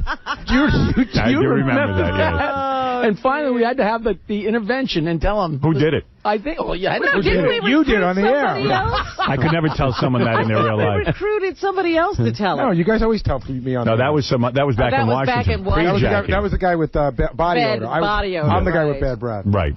Well, we're still trying to tell him. Howard, before you wrap, I just have one more thing I want to say about Jackie. That it's great to see him back in here. And the thing that I'll always remember, especially when you go back and listen to Best of, and obviously which we won't be doing it much longer, is Jackie always laughed the hardest when you were delivering his lines. Yes. Oh, yes. That's how he always knew. Absolutely. Jackie denies that. He says, you know why I deny that? Because if Fred wrote something really funny or Ben just something, I laughed by how hard someone was. There was many times I went home and Nancy would say, the funniest thing you wrote today was blah blah blah, and I go, that was Fred, that wasn't me. She said, well, you laughed so Jackie, hard. You would laugh hard at other people's jokes when they were funny, but you would laugh hard at your jokes whether they were funny or not. Let's go to Tony. Go ahead, Tony. You're on the air. Hey guys, F. Timmy, man. F. Timmy, right? Timmy the cat. Yeah. Hey, you know what? This is fantastic listening to you guys, and one of the questions that I have is, any chance of him going over? What, Jackie over at Yeah. There's a full house here. People ask me that, and I tell them there's already a shortstop. You got Derek Jeter, you got Artie there. You don't need another shortstop. I understand. Jackie says he can't get up. Jackie can't get up in the morning. Artie has no problem getting up in the morning. I'll be there to wave when they come out of the building. You know what? I'll tell you what. It was a tough transition. Everyone was used to hearing Jackie on the show, and I know when Artie first started, it was was a tough transition. They were used to the sound of the show with Jackie there and all that stuff. And Artie, you've done tremendously well on this show. You're an awesome entertainer. Can I say something about it was big shoes to fill. Jackie was a very important player on this show. It was not an easy job for Artie. It was. Yeah, and guys, don't get me wrong. I love Artie. He's been fantastic, like you said, and it's just great to hear everybody together. It is great. It is great. I feel good that this has happened. Oh, this is so much fun. It is. Really was I'll tell you something, though. It's funny. Jackie could party when he could party like nobody's business. But Artie is 10 times the partier that you ever were and has never missed a day and has never been a minute late. Wait a second. Now, in all fairness to me, I didn't miss a lot of days. Wait 1 second, Gary. Remember the time we were in L.A. and we were knocking on his door? One time we were going to go do a show, I guess, at the Hollywood Roosevelt. That's right. I remember that. We couldn't get him up. We could not get him up. But that didn't happen a real lot of times. My favorite one was you remember. I remember. I didn't get my wake-up call. We knocked on the door. We pounded on the door. I don't know how many times we called the room. We finally had to have someone go up with a key and let him out. You thought he was dead. And you and Robin were coming down. We're going like, oh, crap. Here's what I remember. For him. I remember that Jackie was trying to lose weight desperately, and he was on Nutrisystem, which was our sponsor at the time. Oh, and he was... Nutrisystem would give you these little meals, and he would lick these meals with his finger. Oh, man. But he was losing weight. Well, we went to, I think it was Vegas, and I knock on Jackie's door. I find Jackie passed out in his room naked with his legs spread. He's on his back. On his big belly is a giant tray of food. Shrimp, French onion soup, French onion soup, cheese, and bread. The same trip. And he was naked, and everything was hanging out. Everywhere. Food everywhere. And I went, what did you do? He goes, I don't care. He goes, I'm in Vegas. The other thing that I remember, Jackie would get these challenges from Nutrisystem. Yeah. And he'd come in here whenever his weigh-in day was. Yeah. And he'd, jump on the scale or whatever, and he had to make a certain amount of weight, and he'd get all this money. Remember, he was always working at Gary and I were there was a time when I had to go to 180, and we were going on vacation for 2 weeks. Right. And I knew there was no way I was going to be on a diet during vacation. And the morning of the weigh-in, honest to God, I was on my side on my kitchen floor, and I swear to you, I gave myself 2 enemas. Yes. Put on a silk shirt and silk pants, and came in, and that needle, ask Gary, that needle was on 180 exactly, and I got my 10 grand, and we went and went. We had some great times together, brother. I love it. I love it. And you're a true pal. And we get to go out to dinner still. We will go out to dinner. Howard, can I just say something real quick, too? Because I grew up listening to the show as a teenager, and me and all my buddies went to go see Jackie about 10 times at Rascals in West Orange, New Jersey. Oh, that's very nice. And we he didn't say he liked it. No. I'm going to say we laughed our asses off every time. Every time he killed, he brought my cousin up on stage once, this girl, to do a Stump the Joke Man, and he abused her, and we all laughed like crazy.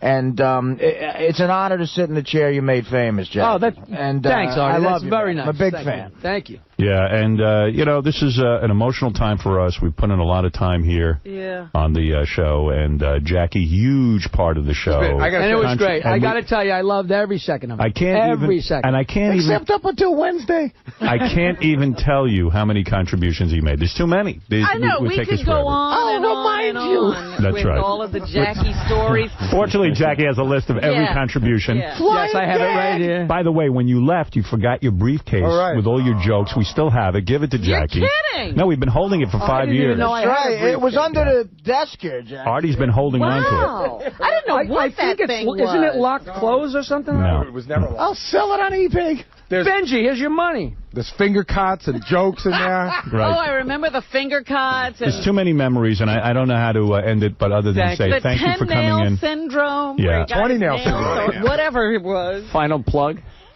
I have one request. Go ahead. Can I get my picture taken with you? All right, we're going to do it.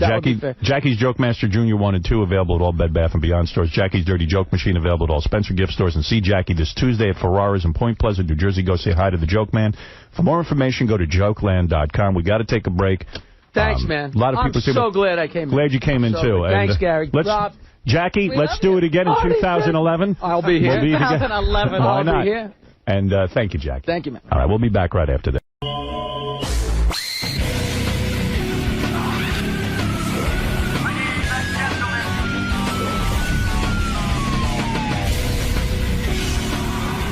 Big day for us. Robin, your new boyfriend is coming in today. Who's that? Gerard Butler. He's an actor. I'll take him. Yeah. I was thinking maybe I could set you guys up. Gerard Butler, who is the star of a thing called Machine Gun Preacher. I was reading a story about him in the paper today, and they called it Machine Gun Creature. Creature? Yeah, they got it wrong. They got the name of it wrong, which I'm sure thrilled them. Wasn't a commentary. Yeah, I saw the movie. It's really good. I just saw it yesterday. It's really good. It's you an did see it? amazing story. Yeah, amazing movie. I got to go meet that guy. You need to meet Gerard Butler. Never mind that guy. Oh, really? Yeah. Okay. We're trying to hook you up. Gerard Butler is a real cocksman, though. He's had tons of women. You know what? It was funny because I was just watching a TMZ video of him coming out of a restaurant, and he looks amazing. I mean, just walking around on the street. Yeah. And all of these women flock to him. He literally gets tired of dealing with these women. Well, I heard a story where he was in the park, Central Park, and two women came up to him and started crying, because they were so overwhelmed by him. And then he left the park with them. So. But the point is that sometimes he's just like, the women are too much. Yeah. They were flocking around him at this restaurant door as he was trying to walk out. And he was signing some autographs. He was being nice. And then one of the women said, "Can we have a picture?" And he just takes a deep breath. And he says, "Can we do it, everybody together?" And they're like, "Well, we don't know each other." So he had to stand there individually with each girl. They love him. What's our strategy going to be for you to marry him? Do you want to play hard to get, or well, do you just want to throw let's knock yourself? him out. You want to throw yourself at him? Or do you want to just play hard to get? I think with him, you got to play hard to get. Like I said, these women are throwing themselves at him. You might play so hard to get, though, you don't get him. I know. He misses me completely. That's right. Well, we'll see. We'll come up with a strategy. See how it goes. Good morning, Gerard. Good morning. How are you? Very good. Welcome. Thank you. Can somebody grab my bag? Amy. So, Gerard, your Stern Show debut today. Yeah. How you feeling about that? Good. Except I haven't really slept. So that makes me a little anxious because this morning when I woke up, I couldn't really remember my own name. It makes me wonder how I'm gonna get on for the rest of the show. What do you know about Howard? Are you a fan? Or are you? No, I've actually never really listened to him. I saw his movie. I hear people talk about him from time to time. I know that I kind of know his feel. I know where he goes, but I can't say that I watch the show daily or anything. Right, you don't know the little details and nuances of the show. No, which is another thing that makes me slightly apprehensive. I know enough to know that it's a big deal to come on a show, and that you're going to get, it's not going to be a normal radio show, but not enough to know that I feel that I'm well prepared to come and handle it. Exactly. So you've got the new movie, Machine Gun Preacher. Yeah. But he's not going to ask you too much about that. He's going to want to know a little bit more about your personal life and things of that matter. Okay. Okay. But I have to tell him the truth about these things. Yes, absolutely. That's a prerequisite for the show. Okay. He'll get it out of you anyway, I think so. Right. But good luck today, Gerard. Thank you. Thanks, man. Let me bring in a complete opposite of our last guest. Let me bring in a guy who everything has got. He's got everything going for him. He's good looking. I thought about that while John was in here. I said, now, here Gerard Butler walks around beating away women. Gerard. What did I call him, Jared? Gerard Butler walks around shooing women away. How are you, Gerard? You're the complete opposite of the last guest. How's your balls? I was just going to say, you obviously haven't seen my balls. No, I haven't seen balls like that, man. I'm shook up, I'll be honest with you. Yeah. It's actually really good you're here because it's going to take my mind off of what I just witnessed. I mean, poor guy, you know what I mean? Yeah. I think about, by the way, the movie 300 is probably where you got your biggest break, right? I mean, you were an actor working, but 300 put you on the map. Yeah. Did you ever think of, giving up acting because it just was like, oh, man, this is just not going anywhere? How long had you been acting? I started acting probably about 14 years ago. But yeah, you got a crazy background. I was studying up on you, man. It's a wild story. I mean, as a kid, your father left you, but you were real young. Yeah. How old were you when he left? 2.5. And it blew your mind because you never saw him till you were 16. Yeah. You know what? It's weird. There was actually, I think, one day when when he turned up when I was about 4 years old. To this day, I can't remember what quite happened, but I'd always heard, yeah, he turned up, he said hello, and then he went away again. So really, no, between 2.5 and 16, well, I didn't see him, and didn't even know that he was alive. Could you ever imagine one day that you have a kid, a son, and you wouldn't see him for? I mean, it's unimaginable, isn't it? Yeah, probably in my case, maybe not, but no, but why? Did it make you feel like you were a monster or something? Like, man, I must be a horrible person because my father doesn't want to see me. Did you blame yourself? No, by the way, that's exactly what happened. I mean, it's not that I was sitting there consciously thinking that. Right. I didn't appreciate it until my dad turned up, and I had to go to this restaurant where I heard he was, and I walked around this big, busy restaurant going from table to table. Literally. How old were you? Did you recognize him? Would you have recognized him? You know what? He recognized me, I think. But how old are you when you go to the restaurant? 16. 16. Yeah. Your mom says to you, son, walk into the restaurant and go meet your father. She didn't even go with you. No. That's wrong, right? If that was your kid, wouldn't you walk into the restaurant? Why are you even sending him? Yeah, why was she sending you? I don't know. I guess she just felt some responsibility towards my dad, you know. It's like, well, it is his son. He is here to see him. But you're right. She didn't owe him that courtesy, perhaps. Right. But the thing is, when I got home to the house before the restaurant, my mom was dating a guy who's now my stepfather, has been for many years. Good guy? Great guy. Oh, okay. Great guy. Right. And I got home and I was dressed like this, and he said, keep your jacket on, your dad's here. And, you know, just a few weeks before I'd had a dream about my dad.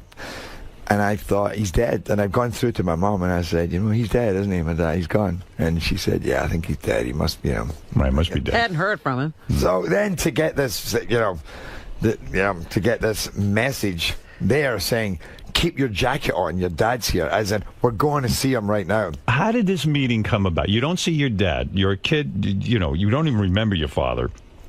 And suddenly, you know, you're going to have a meeting with him at 16 at some restaurant. How does this come about? Like, why all of a sudden did he want to see you? He didn't want to see you all those years, right? Yeah. Why does he want to see you all of a sudden? It kind of fucks you up even more, doesn't it? Yeah, what's up now? Yeah, like, what's so important? Well, listen, I mean, perhaps the most suspicious part of me, or my mother at that time would be, was that I just turned 16, so legally he didn't have the same commitments towards me, or he didn't want to support you financially. Right. You know, I'm looking at it with a little more compassion. You were born in where? In Scotland? Yeah, I was born in Scotland. Yeah. And you were raised in Canada? No, lived for 2 years in Canada. Because I was going to say, how did you get such a thick accent? Yeah. It's acting. I'm glad you how say you get laid. Accents equal getting laid. What do you... So this had to make... So you walk into this... I got to understand this. This is something I really want to understand. You walk into this diner alone. Yeah. Essentially to meet a stranger, but you're curious because it's your father. Who wouldn't want to meet their father? Yeah. Just from hey, do I look like this guy? Yeah. And you walk into the diner, and you're walking around from table to table saying, are you my father? Is that the way it went? No, I didn't actually say, are you my father? Are you my father? No, I just was going from... Actually, I was going from table to table going... How the hell am I going to do this? Because I can't say, are you my father? Are you my father? Because you feel like a turd. Yeah. Right. So I had a feeling that I was just going to keep walking up and down through this restaurant until, you know, somebody stood up and went, for Christ's sake, it's me. What? Were you scared out of your mind? I was scared, yeah. Sure. In fact, the moment is a little bit blurry. I can't really remember if it was him that stood up, or, you know, I think he recognized me, but that moment is a little blurry because it was very bizarre. The restaurant was packed. It was big. Does he come over and hug you, or does he shake your hand? Yeah, no, he stood up and he stayed on the other side of the table, and I finally made my way around and shook his hand and kind of gave him a hug. And then I sat down back on my side of the table, and, you know, it all became very civil. Sat down as if, okay, we're now going to start. Does he pay for your meal, or does he make you pay? The guy sounds like he's he doesn't want to support you at all. I mean, at 16, he decides to meet you, so he doesn't have to pay for your meal. But wait, so you go into the diner, and whatever, what is it, a fancy restaurant or a diner? No, it's a nice restaurant. Nice restaurant. Suit and tie kind of restaurant? Yeah. Right. Yeah. What do you order? Can you even eat? I mean, do you want to eat? I don't think I ate, to be honest. Were you angry? You say, hey, fucker, where have you been? Yeah. You did? Yeah, that's exactly what I did, actually. And this is... But yet you hugged him when you met him. I hugged him when I met him, yeah. Curious, right? Yeah, it's interesting. Yeah, it's interesting. But you don't know what to do, really. It's awkward. It's awkward. It's my... You know, I was in a different relationship with that than my brother and my sister because I was a baby when he left, you know. My brother and sister were a little older. They had more memories of certain unhappiness going on. So they had thinking more of an attitude towards him, whereas for me, I was always the one that was there to be pulled in any direction because I was like, it's just, all I know is I have a dad and he's not there. I was much... And he showed up after, I mean, he left after you showed up. It's almost like your fault that he's gone. Yeah, a kid could blame them. So say, you know what, I ruined everything. I showed up. And by the way, might still have been the case. Is that the source of your anger? I mean, because you had this is kind of wild to me. You trained to be a lawyer. That was what you were going to be in life, right? Yeah. You did it. You were like a few credits short of graduating law school. And you dropped the whole thing, right? No, I finished law school. Actually, what law school did you go to? Glasgow University. So I have an honours law degree. I have a diploma in legal practice. I did 5 years full studying there. You could actually represent someone?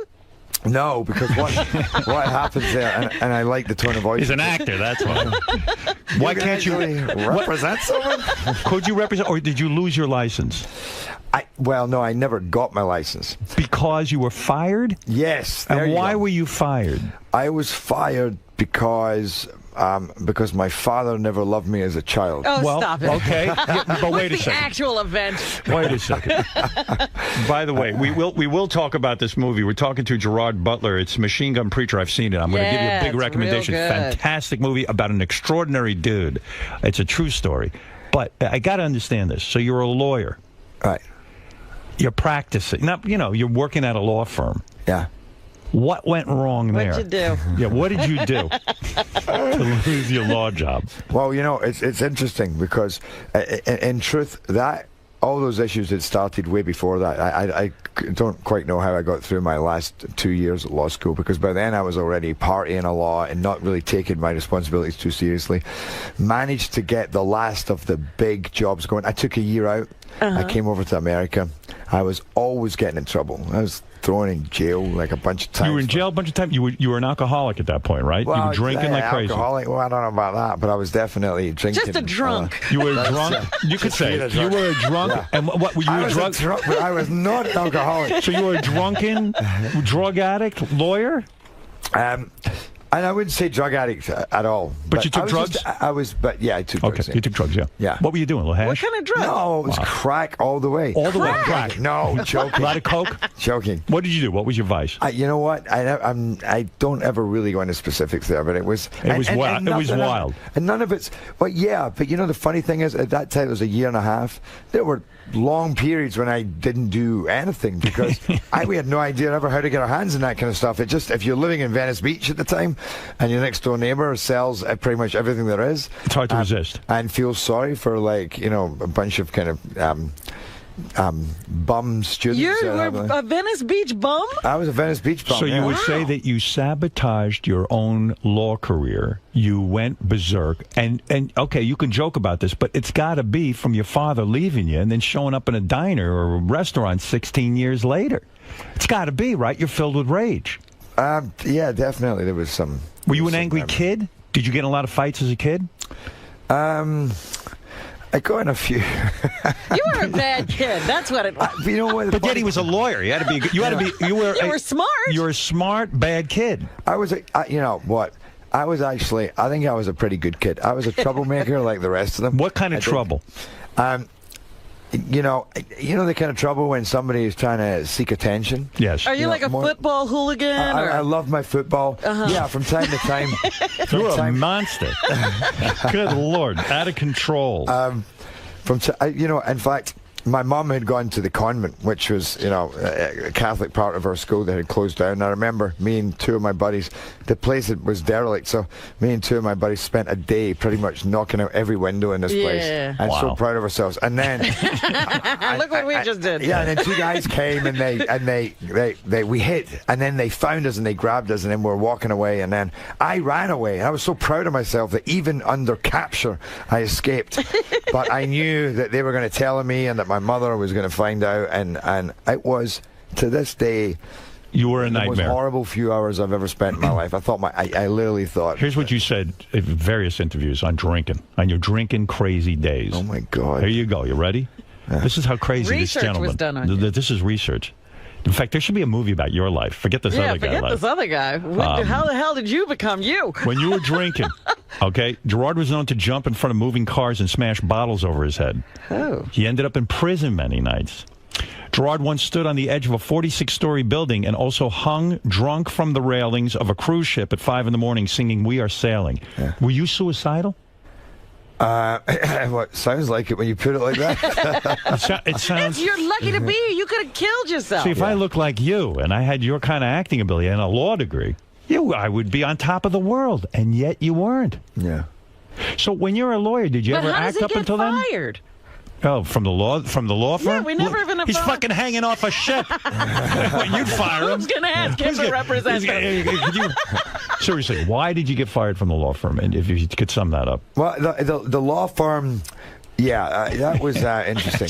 I mean, it was just one thing after another, really. They would call me in after a couple of weeks. I think they thought, okay, he's been off a couple of days already. I think in 2 years, I had something like 33 days off work, and 27 were Mondays, and then there were like 5 Tuesdays, and then 1 Friday, something like that. And they must have liked you if they put up with you for that long. And they put up with me that for. And by the way, as a solicitor, as we call it in Scotland, if you do your 2-year traineeship, it's very, very difficult, because there are such protections for you, to get fired. Right. It's very, very difficult. So you had to be really bad to get fired. Really bad. I mean, you just weren't showing up for the job. I wasn't showing up, and when I was, I think they would often think, well, it was better when he didn't. And when you would show up, would they lecture you and sit you down and say, "Listen, Gerard, we like you here. We want to make you." What must you have looked like coming in off a drunk weekend? Would you bother to shave? No. So you just were you bored to death being a lawyer? I was completely bored. Horrible. It was horrible. And you know what? It's just when things aren't lining up. And to be honest, despite the fact that I was kind of all over my place in my life, I think there was still that part of me spiritually that was very well aware that this was not where my life should be. Did your mother? Were you afraid that I'm sure your mother was proud of you that you became a lawyer? That's a really high position to be in life. Were they worried about you? Were they saying, "What are you doing to yourself? You've got a great situation here. You could have a great career in law." Did people sit you down and try to save you? Yeah, everybody. Everybody, yeah. It was like an intervention. An intervention. It's interesting, because that's what my stepfather was used for. My stepfather was always the more reasonable one. My mum and I were very similar, so it would be like, "What the hell are you doing? Why do you do that?" And because I do.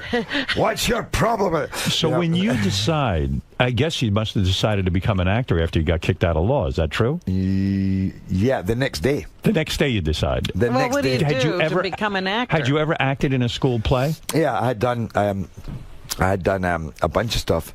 I'd been in a play when I was 12, and Oliver Twist in the centre of Glasgow.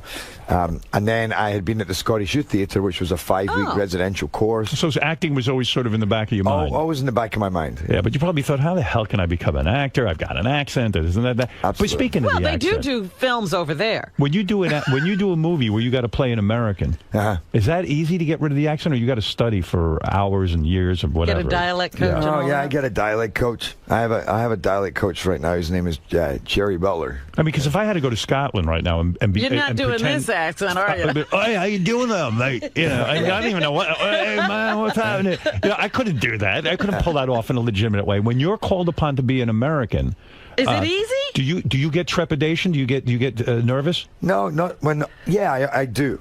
But I get trepidation about a role where they asked me to play Scottish. I managed to find trepidation anywhere in my life. So you managed to be nervous about every role. Yeah, pretty much. Yeah. Well, we have so many British actors who come over here and you can't tell I know, I'm that sick they're of it. British. Yeah. I imagine, God, we must have the easiest accent.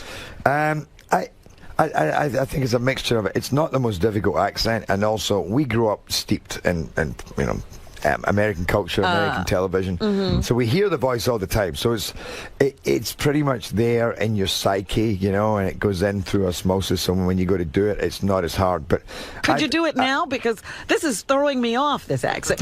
You don't want to. Hey, by the way, are you going to bang Robin or not? That's what we want to know. How soon can we hook that up? Come on. Well, come on. She's trying to act like she doesn't want it. She's playing hard to get. I don't know if you noticed. Well, which accent would you want me to do? Like, would you want me to bang you if I talk like this? Oh, that's or would good. you want me to bang you if I talk like this? Which Ooh. one is going to get you in a bed, Robin? Hey, you know what? I think it's the one, the Glasgow accent. That's what I thought too, darling. So when you quit this, or when you forced out of law, yeah, all right, you decide to become an actor. Where do you go to become an actor? And how long you got to sit there and wait for something good to happen? I mean, people must have thought you were nuts.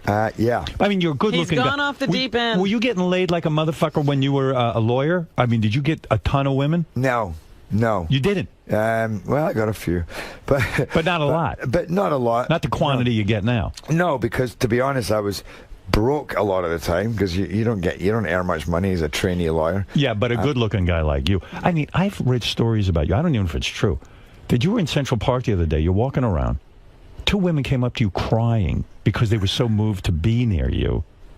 And then you just took them home. Do you even remember that? Do you even remember this? Do you know that happened to you? No, I didn't know it that. It didn't you see, you don't even recall. It doesn't even faze him. I do remember 2 women coming up to me and crying because they were very moved. Right. I love the last part, which was, and then you took them home. Well, someone told me they saw you leave the park with them. I don't know if you took them home. No, I didn't. Maybe you banged them right in the park. I don't know. Well, one, I haven't been in Central Park for about 6 months, so it wasn't the other day. Okay. And meet me at the house where Era 2 meet at the RV. At the At my RV. Am I close to the wizard? Or do I need to go back? Oh wait, he's back down, right? Yep. Let me go. Oh my gosh. Alright. I give up. I'm on the way.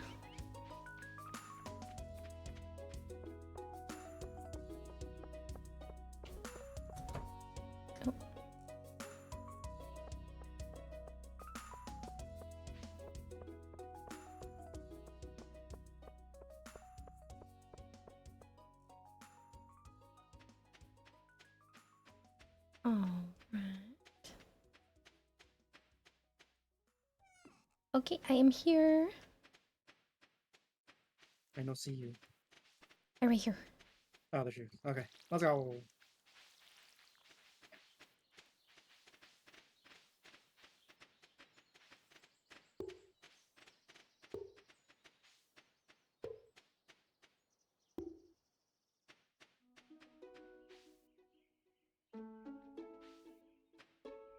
Sorry.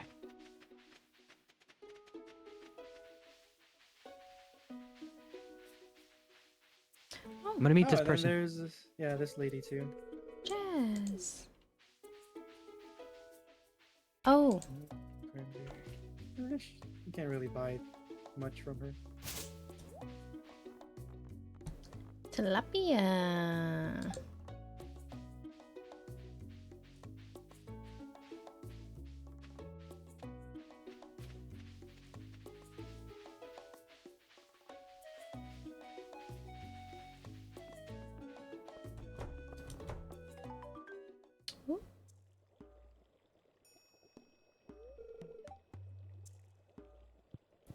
Ah, come in.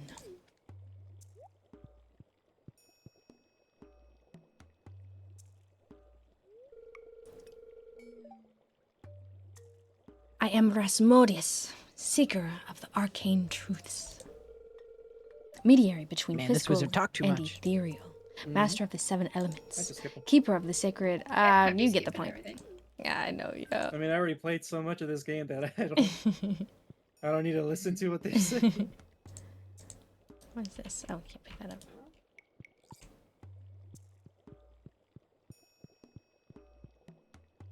Kill that thing, Era. He's summoning something. Kill it. What? Oh my gosh. You can see me? He said, kill that thing. He's summoning something. I can't even see you. He's doing his voodoo. I plead the blood.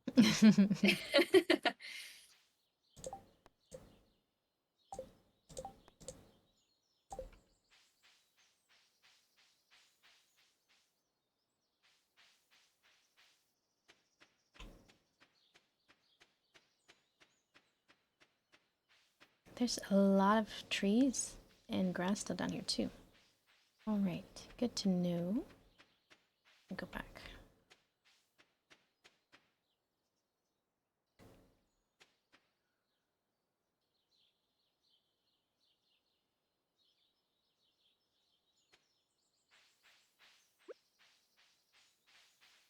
I saw you take that wood. This is mine. No, it has my name on it. Finders keepers. Put these in here too.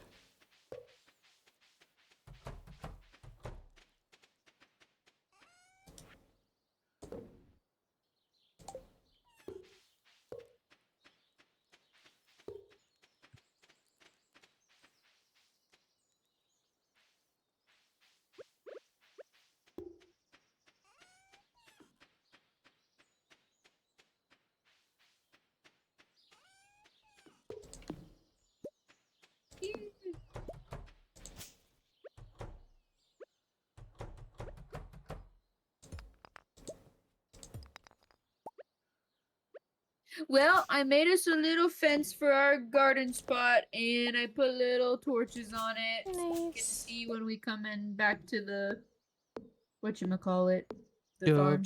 Back to the farm. The farm, friends farm. Farm. Farm, friends farm. Best name ever.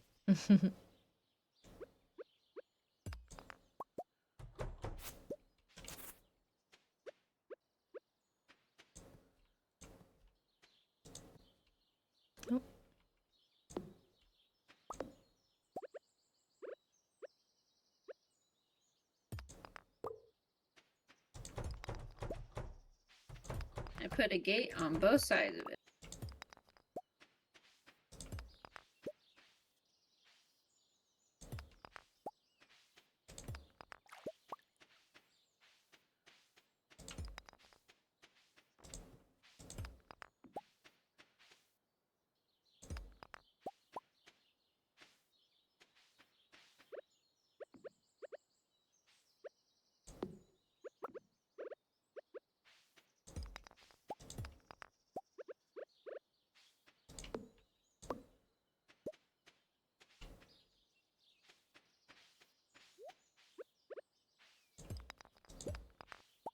Ooh, this.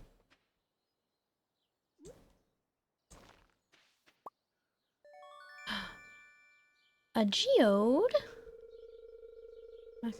Yes, girl. Okay. Nice. Oh, I'm going to, while sitting here thinking about it, because you said geode, I'm gonna put a map for like the museum.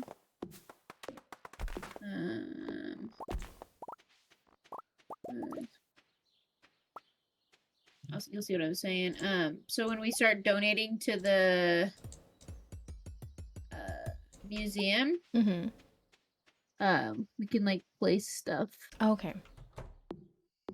Where? Sounds good. Gabby! Hey, girl! How you doing? How's your day been? You scared me. Hope you're doing well. I've been praying for you. Good, how are you? I'm good. Girl, this is the first time that, well, I played Stardew Valley with like a lot of other people, And so I think this is going to be a great time. No. And if you haven't one of my rice. followed Devin, hey Nene, that's her name here. Please give her a follow. She's also an amazing streamer too. And she plays Fortnite. So how about that? Another Fortnite streamer. Amazing Christian content creator.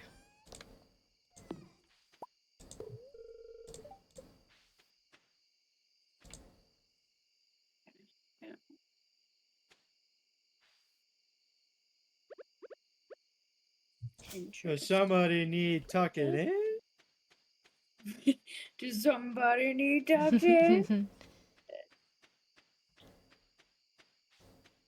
I'm gonna go this way.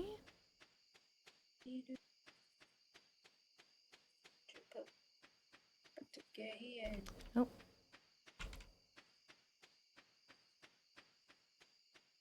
Okay. I'm just gonna put it in our group chat. Go to sleep. Yes.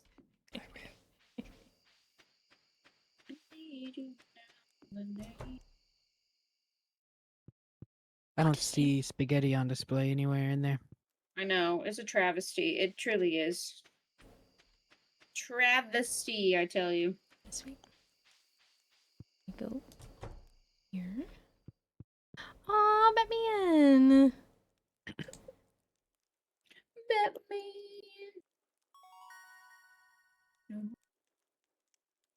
Yay, we reached the next crafting. Yoy, yoy.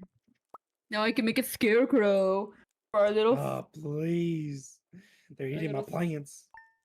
Keep those stinky pests away. See you later, Stinky. Ooh. The petals. Let's see.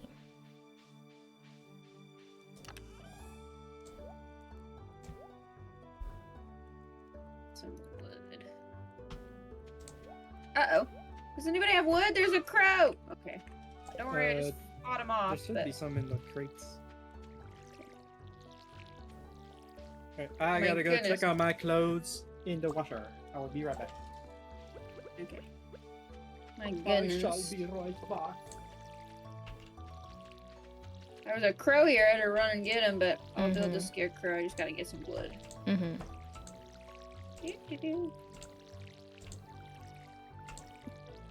Seasons are changing. The petals are really cute.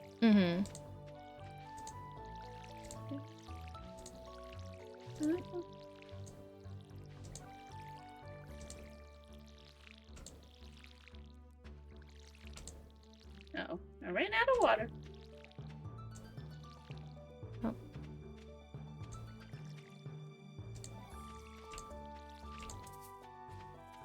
Oh my goodness, there's only one more left. Oh, that is the worst. Yeah.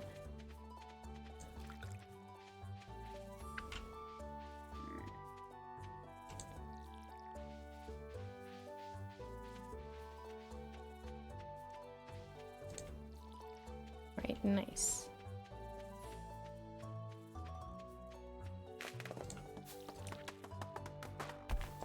Oh, I think I actually have some seeds that let me plant those in place of the ones that...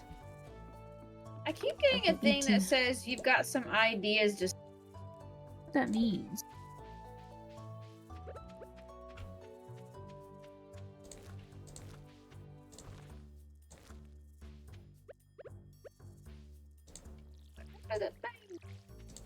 Some carrot seeds. All right, planted those.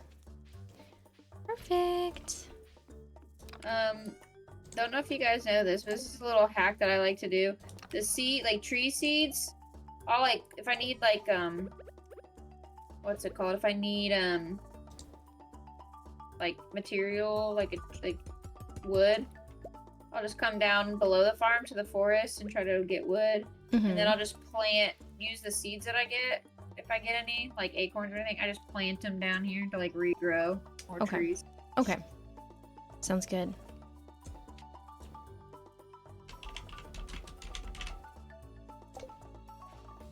Let's see what else.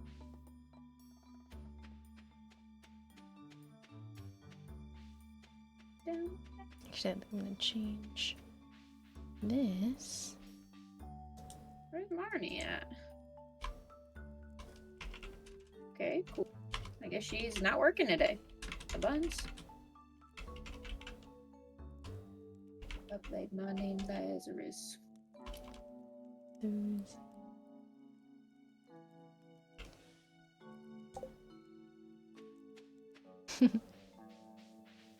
Well, what's your sign say?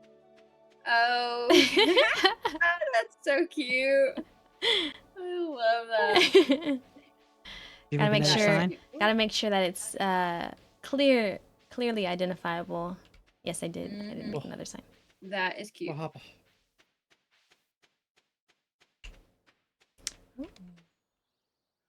That's funny. I got us 100 grams for making that scarecrow. Nice. Oh my gosh, him's cute.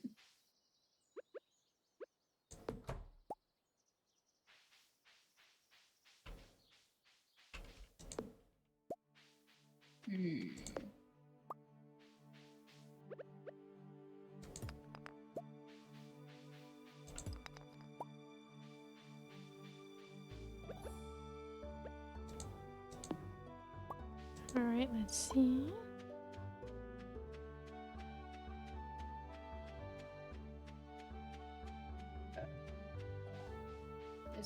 They say no. Look, I used to be stuck in the ads. The ads. That doesn't work out because everybody else can see that too. No, they don't. No, these are some amazing streamers that we have here today. Some really good friends. And Moji, why aren't you streaming on Twitch so you could be a part of the stream together? Well, now? I mean, I can.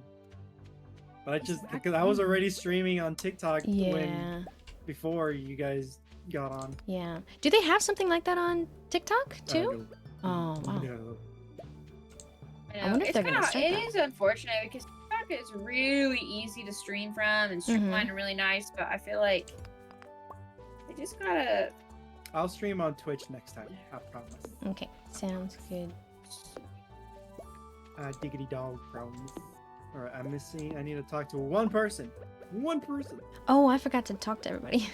I think I need to talk to. Maybe I'll do it tomorrow. Person. I hear procrastination. Wait, is that? You is that wouldn't the be doctor? wrong. Okay, do we want? I'm in the pier shop. Do I want to try upgrading the backpack and see if it does it?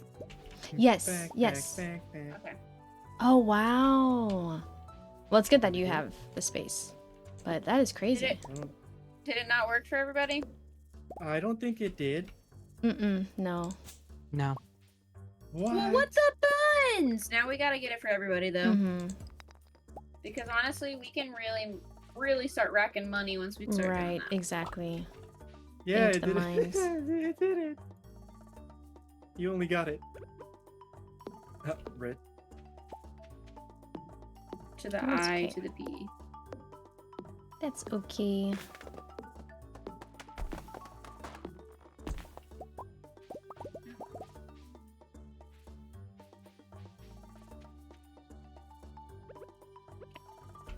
And I actually have a lot on my Twitch. Like it's very well laid out, and I have like soundboards and all that. Yeah. I mean, that they could use for viewer points. Yeah, like the redeems and stuff. Yeah, and all that. Yeah, that's pretty. But then I was like, dope. all right, I could Twitch on I could stream on TikTok, and then TikTok you can't do nothing. Right. I know, It's that's like the only. poop sauce. Yeah. So they don't have like the added-ons. Like They have overlays, but that's about it. wow.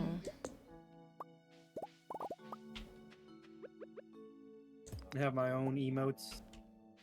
on Twitch too. Mm-hmm. Of my little VTuber. Wait, you have a VTuber?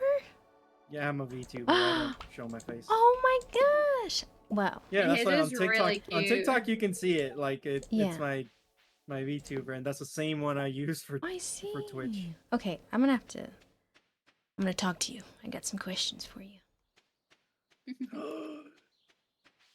Absolutely, I know what to do. I can give you the secret. The secret sauce. The secrets. That's good. That's good. You could buy one. You could buy like a V2. Like a PNG. I'm using a PNG tuber. It's not like a like my eyes are moving or anything. No, it's just it just bounces and opens my mouth. I have questions about like what software you use to Absolutely easy peasy lemon so squeezy. I'll talk to you about that. Yes. Yep. You literally need Evan, 4 images. Evan. Look, here's a I think secret. Yeah, 4 images. Oh, okay.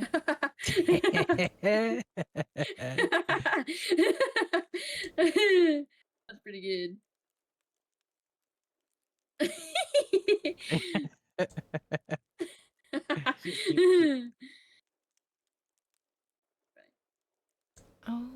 Oh, this is the picture of the museum stuff. Guys, Okay, I'm nice. excited to tell you this. So Chloe, her husband just left today or yesterday, last night or today. Or he is working in Florida for 5 months, so he's gonna be away from her. And he said that he would like for us all to play Destiny together, so that's something they can do together while he's gone. And I said, "Whoa, the homies would love that. I bet." Yeah, I would love that. For sure. That would be good. I re-downloaded it. I did the long mission that it made me do, and now I'm able to join things. That's a full fire team right there, right? Yep. Wait. Yeah, there we go. Oh, perfect. Nice. Perfection. That's exciting. Moji. All my Devin, all have my y'all- stuff is level. What? Oh, go ahead. Yeah, no. Oh, have y'all been added to the clan? The Destiny No. 2 clan? No. Yeah, we have a clan. Yeah, we have a Ecclesia. clan. Join the clan. Ecclesia. It's part 2 because part 1 was like really the full. Part 1 was so big we had to make